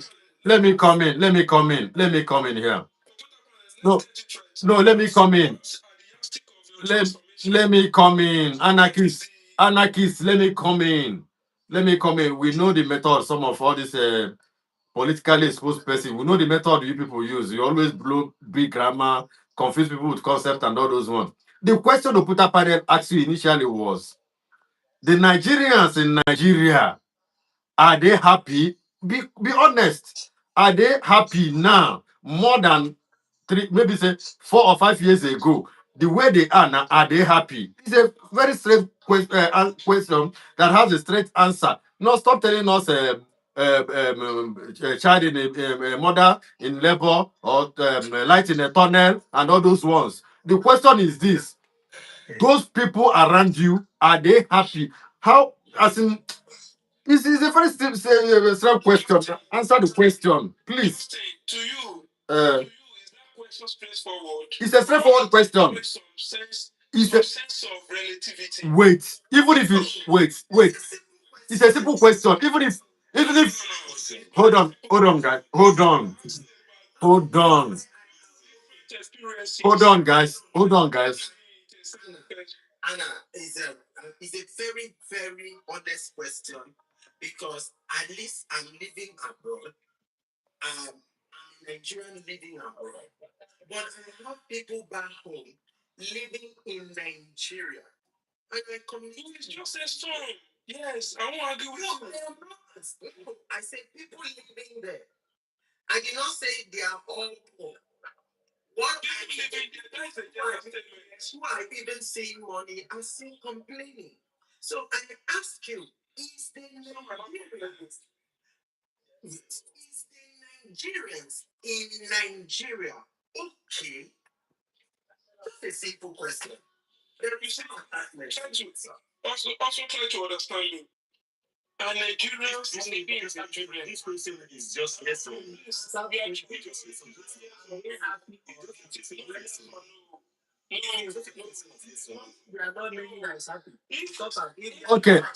Okay, okay.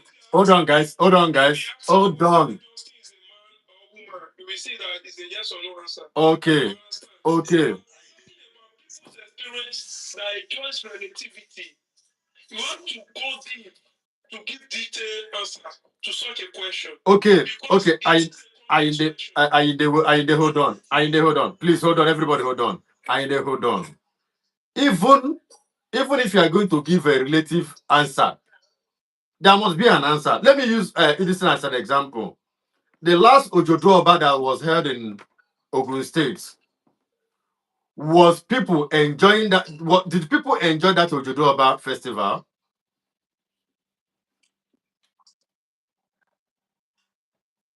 Anarchist? Yes, the Ojodo Oba in Ogun State. The Ojodo Oba they did in Ogun State. What did they do? I don't know what you're talking about. What did they do which one did they do in Ogun State? The festival they did in Ogun State. Where did they do Ojodo Oba? There are different Okay. Which part of Yoruba land? Which part of sorry? Hold on. Which part of Yoruba land that does Ojodo Oba? There's no Ojodo Oba. They have. They have. They did Ojodo. They do Ojodo Oba. Maybe I did not pronounce it very well. Maybe I did not pronounce it very well. Maybe I did not pronounce it. Wait. Maybe you are not a Yoruba man now. If they did Ojodo Oba in Ogun State, they did it in Ogun State, and people enjoyed it. And so, you don't want to answer the question, and it's being corny. So, You can only find Ojodo in Lagos. okay. Now, Ayinde, Sorry, I want to ask you a question now. Let me be straightforward to you. Let me be straightforward to you with you. During Jonathan regime, how many bags of rice could minimum wage buy?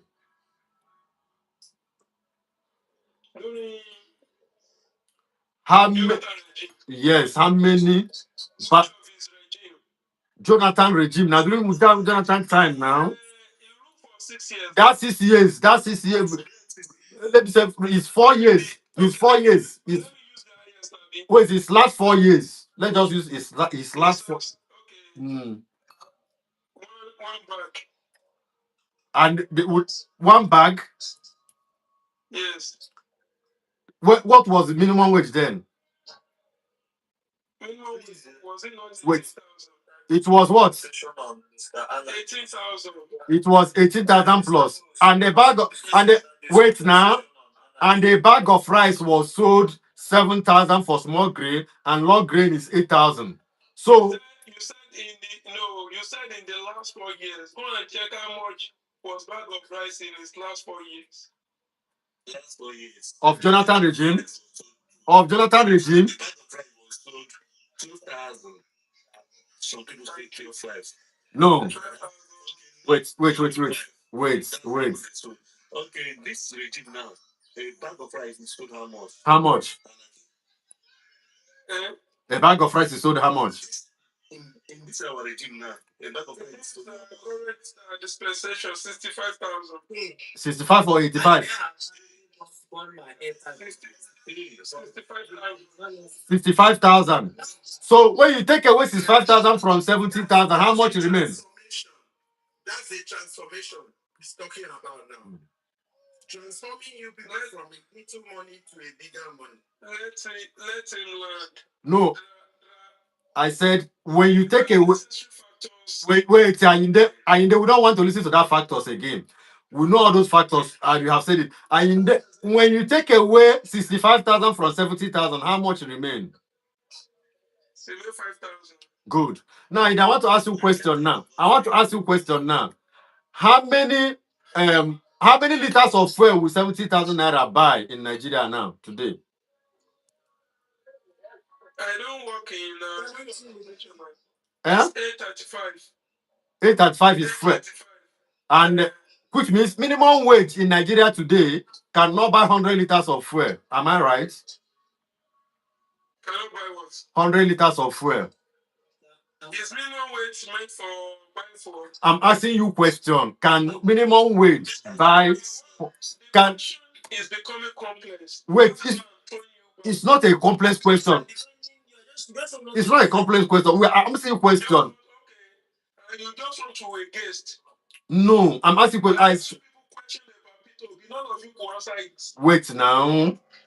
I asked you a question. I said, how many liters of fuel will minimum wage buy in Nigeria today? Let's say under 100 liters. Below 100 liters. So yeah, now he said below now. He said below. It's correct. He said below. He said below. How much is 1 liter now? No, it depends on your station. Maybe they are selling. How much is 1 liter? 835. 835. Okay, 835 times 100. Check it. 1 2 in our pride. Okay.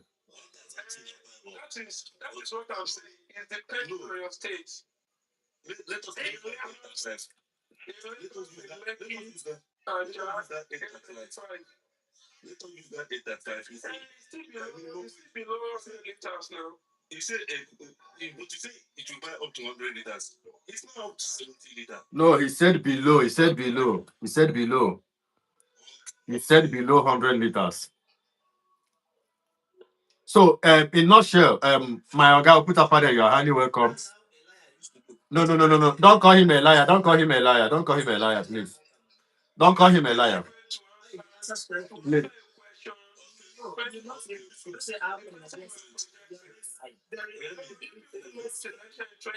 Can I say something? Yeah, Okutafade, go. You are talking about a question about Peter Obi. And when you asked that question, someone told you that it was not relevant. And another person told you that this thing was used, that they did this explanation in the last 4 years. That he is not ready to do that explanation because maybe you want to engage in a long discourse. He said, can you bring another question?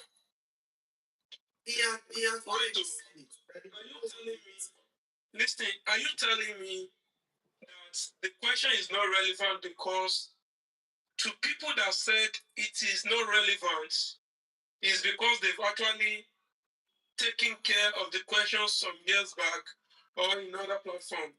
All these things that I'm doing here, go and ask. I have said it severally with different words.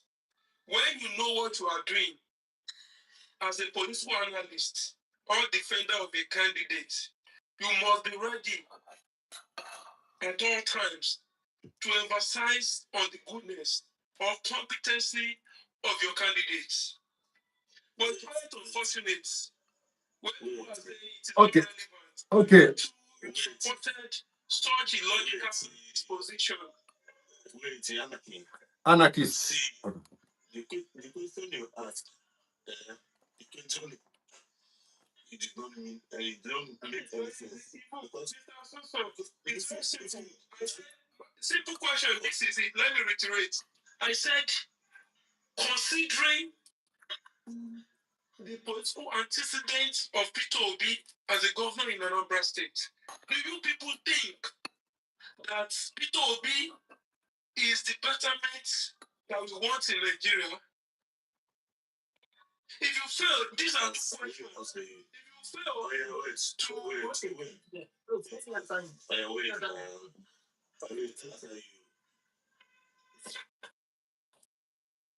Hello?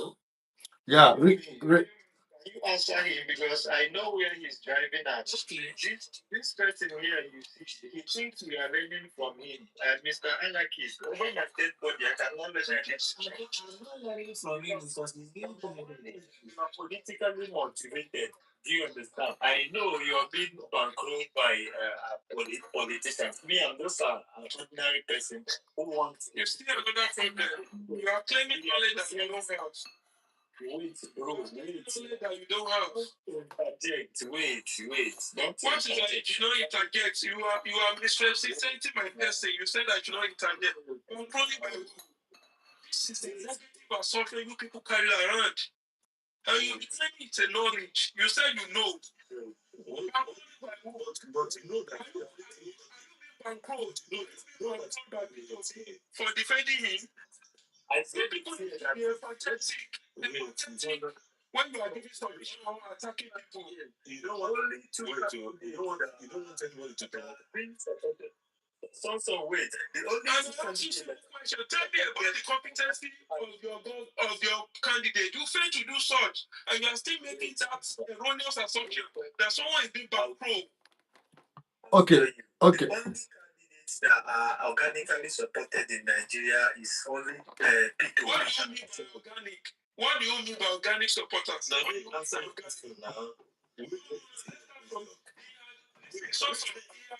Anarchist.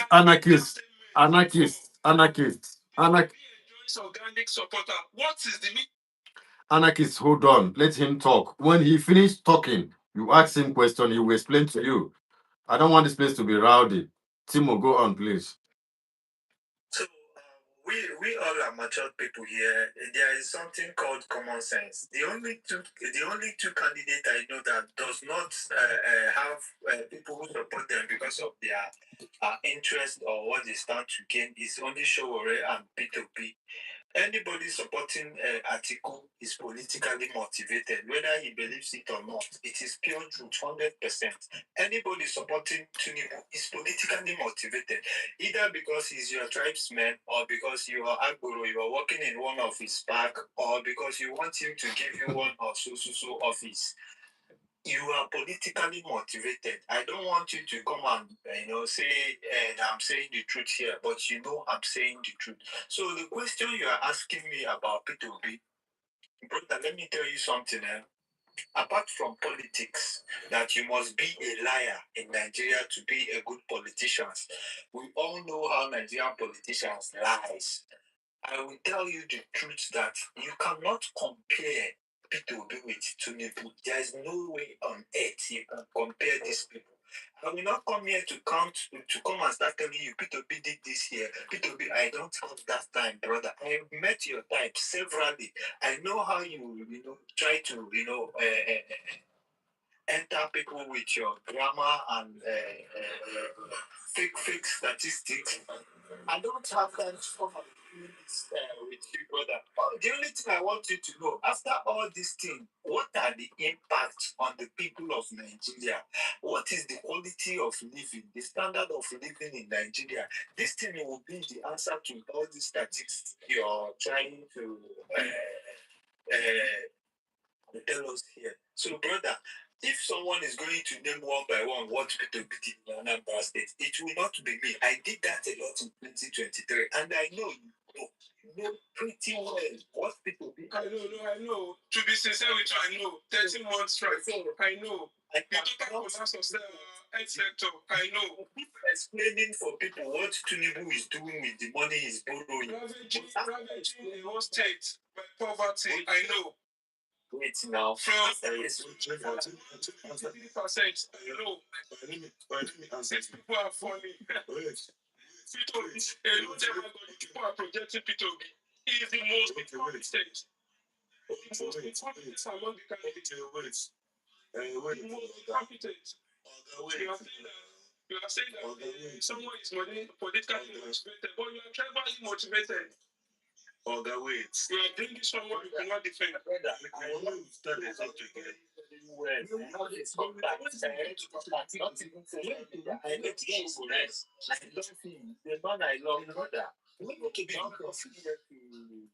be to start here. I don't do tribal. More than 50 billion here. I don't have some brother. Do you guys hear what I said? Yeah, go on.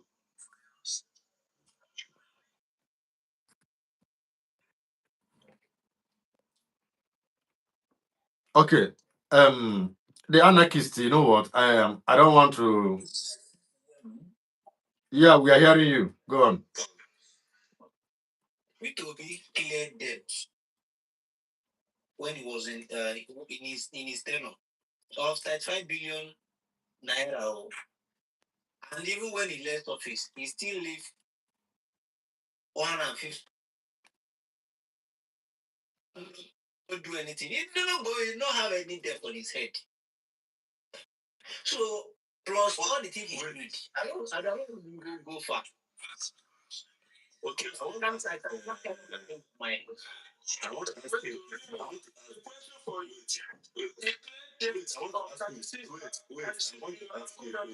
let me before I forget. You said Peter Obi cleared debt of 36 billion to who?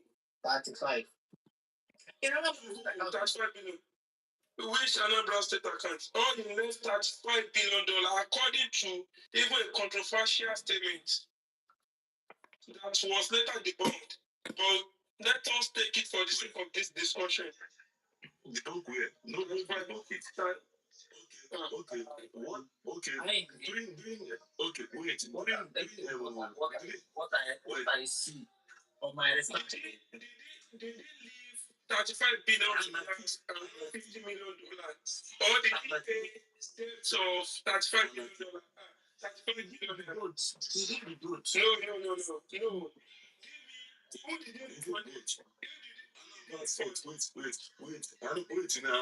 Wait now.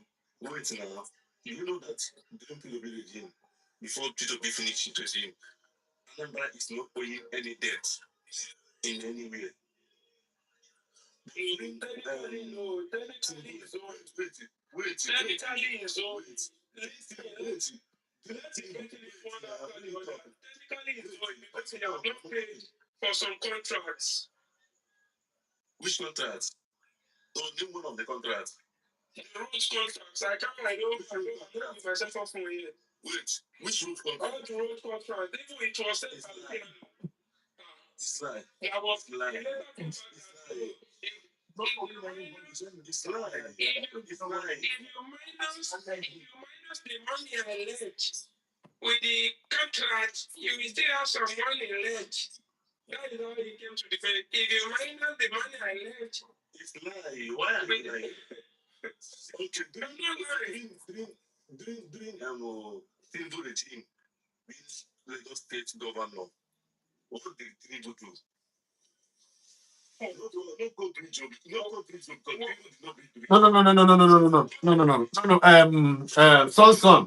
Son. Are you? Hold on. Son. Hold on. We cannot go to that route about asking what Tinubu did in Lagos. Tinubu is no longer the president, the governor of Lagos State. Tinubu is currently the president of Nigeria. So what we are talking about is this: what is the president of Nigeria doing? What are the effects of his economic policy on Nigerians? So let us forget about it. Nigerians are benefiting immensely. Like more than 400 trainees. More than 400 technical trainees. I need born our data from that. I need you. Have you bring it out that Peter Obi cleared it? Please. Understand that. You know, so. Okay, we never oh yeah, listen. I want to hold my camera off. Show me the one you have, Abby. You see on my second phone. It will be on my second phone, my God. Let me show you. Oh, can you see it, John? No, you don't enter Google when they edit now. No, this is not Google. Can't you see? Or you people just talk what is in your mind. Oh yeah, no. You see, the 36 billion you are talking about is part of the money he left. He didn't pay any time. Let me see it well. Let me see it well. You're not showing me half of the thing. You see, this is it too. You see the question where I asked him, because I know say Peter Obi no fit do any. I'm not seeing it over. I didn't say million. I said 12 billion. I said that's 5 billion. You right and see it. The answer. 35. I see 35. I don't really. You understand? And check these things out by yourself. You know what? I just checked out this young smart page and I've seen his work. I cannot continue talking with this type of person. This anarchist. Now I know why. You see, I open my camera. You can't engage me. That's not that. It's a purely political. I do not have anything to discuss with this kind of person. No, I am not. I'm not intimidated. See, if you don't listen, if you don't have capacity to engage, you go to trade fair to be doing discussion. Now you are in China. Did you know the sacrifice this thing before joining what you are doing today? You see, when you know anything about the history of the state you are living, the history of the country you are living, you see the problem. Go and check the sacrifice they made during the military stage of revolution, Chinese revolution.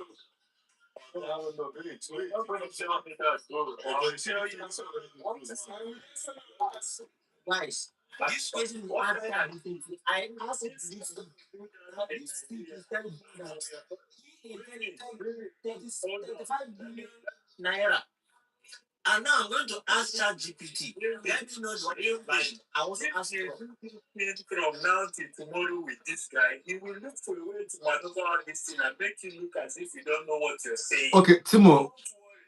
Let me tell you, if you want to go about it, about it. Tinubu will be beheaded by now. Because here, once they catch you with corruption, they will cut off your neck. So I don't get it. You see another line. Can you give me the legal structure of China? Judicial structure of China. You people will just be carrying rumor around. Judicial structure in a communist country. Yes. What's the judicial structure? You see another thing where you are. There's no justice system, even in any society. If this guy don't want anybody, let's yes, bro.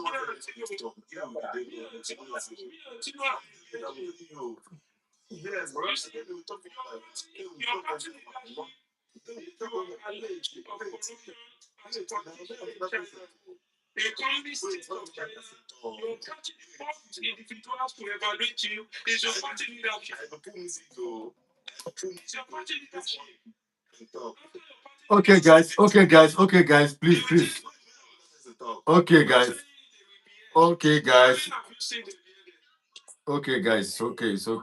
It's okay.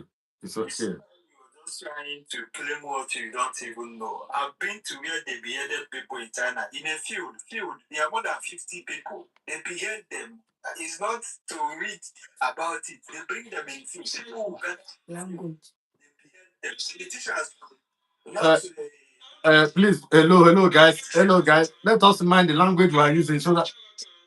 Hello, the anarchists. Their justice system. The anarchists. That's what I'm trying to tell you. The anarchists. Be saying what you don't know. You said you have not left Nigeria. Okay. Just be in Nigeria, be saying what you don't know. One day you see another. Okay. It is until you leave the soul of your country that is where you can have access to international law, to civilization. You see another primitive way of thinking. Okay, anarchists.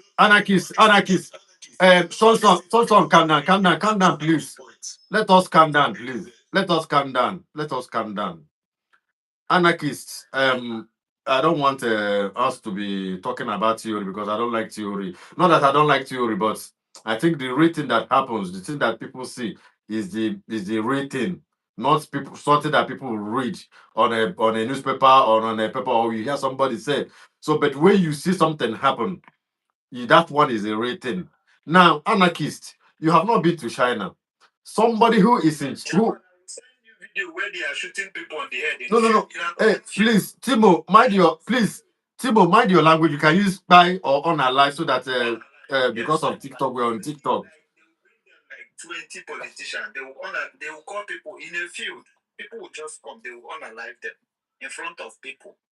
So Politicians marry people. I will send you some videos so that this guy, I don't even know how this guy. You think Nigeria, the whole world does not evolve around Nigeria. There is so many rubbish happening in that country, and you use it to calculate. Are you addressing my reaction or you are just talking? I want to know. I never denied the fact that they are not ready, or people are not facing death sentence. please, your anarchists, bro. Anarchists. I'm not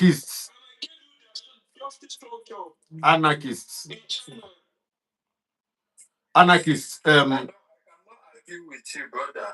That is the list of things I would do because I know your type of person. If we want to argue, then I will not make any submission here. We're just going back and forth.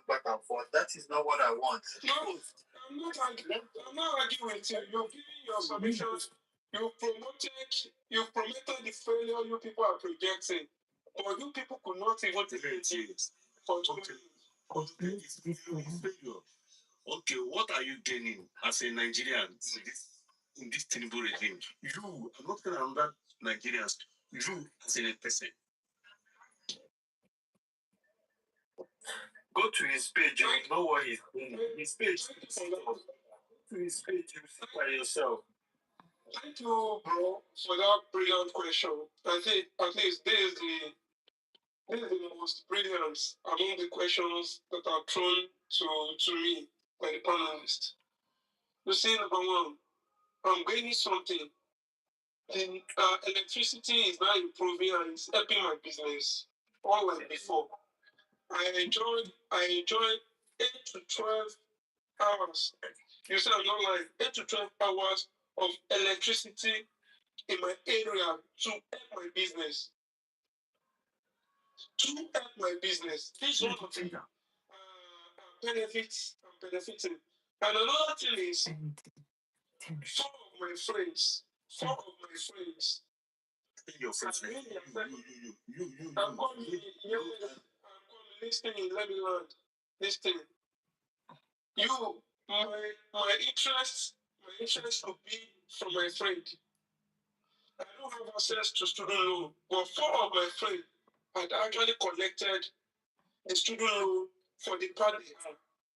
This is another benefit. Another benefit that I'm getting from this current dispensation is now, if I'm traveling to my town where I stay, Gongo, I work in Lagos, stay in Ibadan. I'm from Osho State. You say I am not those people that will be claiming Lagos. I'm from Osho State. If I'm going to Lagos, if I don't want to use car or normal road, I take train to my destination in Ibadan without any discomfort. This is also a work of governments who understand that government is based on continuity. These are the things severally. Are we going to talk about the nano business interventions that I received? Are we going to talk about SMES business loan? Have benefited a lot. Wait. You know, everything you are talking about here is loan that you will later pay. Yeah, what will benefit? Electricity is not as low. I thought it was Something. Let me know, please. Let me know.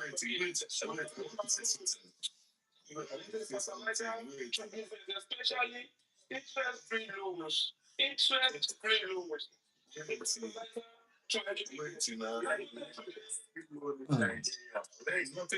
Nothing like interest-free loan in Nigeria. Did you collect SMEs? Did you collect SMEs loan? No. Let me tell you something. Wait now. Before, Saying myself, you people know that this government is doing wonderfully well. The government is not doing well, which you know, don't lie to yourself. Before, how much are you buying light before this regime? Because you're using And I love this regime. I love this regime from my street. Let me talk now. I using Wait now. You are using prepaid. Before this regime, how much do you buy a prepaid? How much do you buy card before this regime? I don't know what kind of level for where this guy is. No. How much light? Before this regime, compared to Yes. prepaid meter was not given to us. I mean, President Bola, yes, President Bola charge. I know say you be like Mohammed. Like Mohammed. Wait. Even we that live in Onisha, we have prepaid meter. Before regime says we have prepaid meter. Before regime, and as a governor,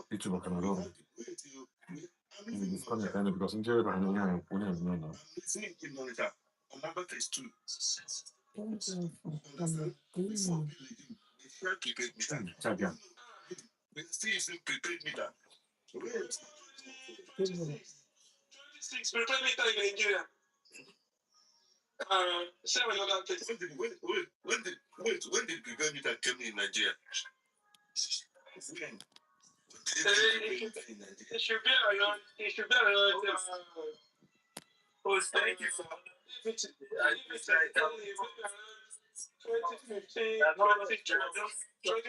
2012, 2015. Okay, gentlemen, can we thank you for honoring our invitation to come to this live program. Thank you.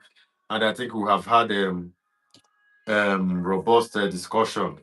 You know, in this type of discussion, this person will not accept this person truth, this person will not accept this person truth. But the fact always remain. The fact that remain is that, and even anarchists also have confirmed it, that as of today, that Nigeria minimum wage cannot buy 100 liters of fuel. Nigeria minimum wage cannot buy 2 bags of rice. Nigeria minimum wage cannot pay institution fee.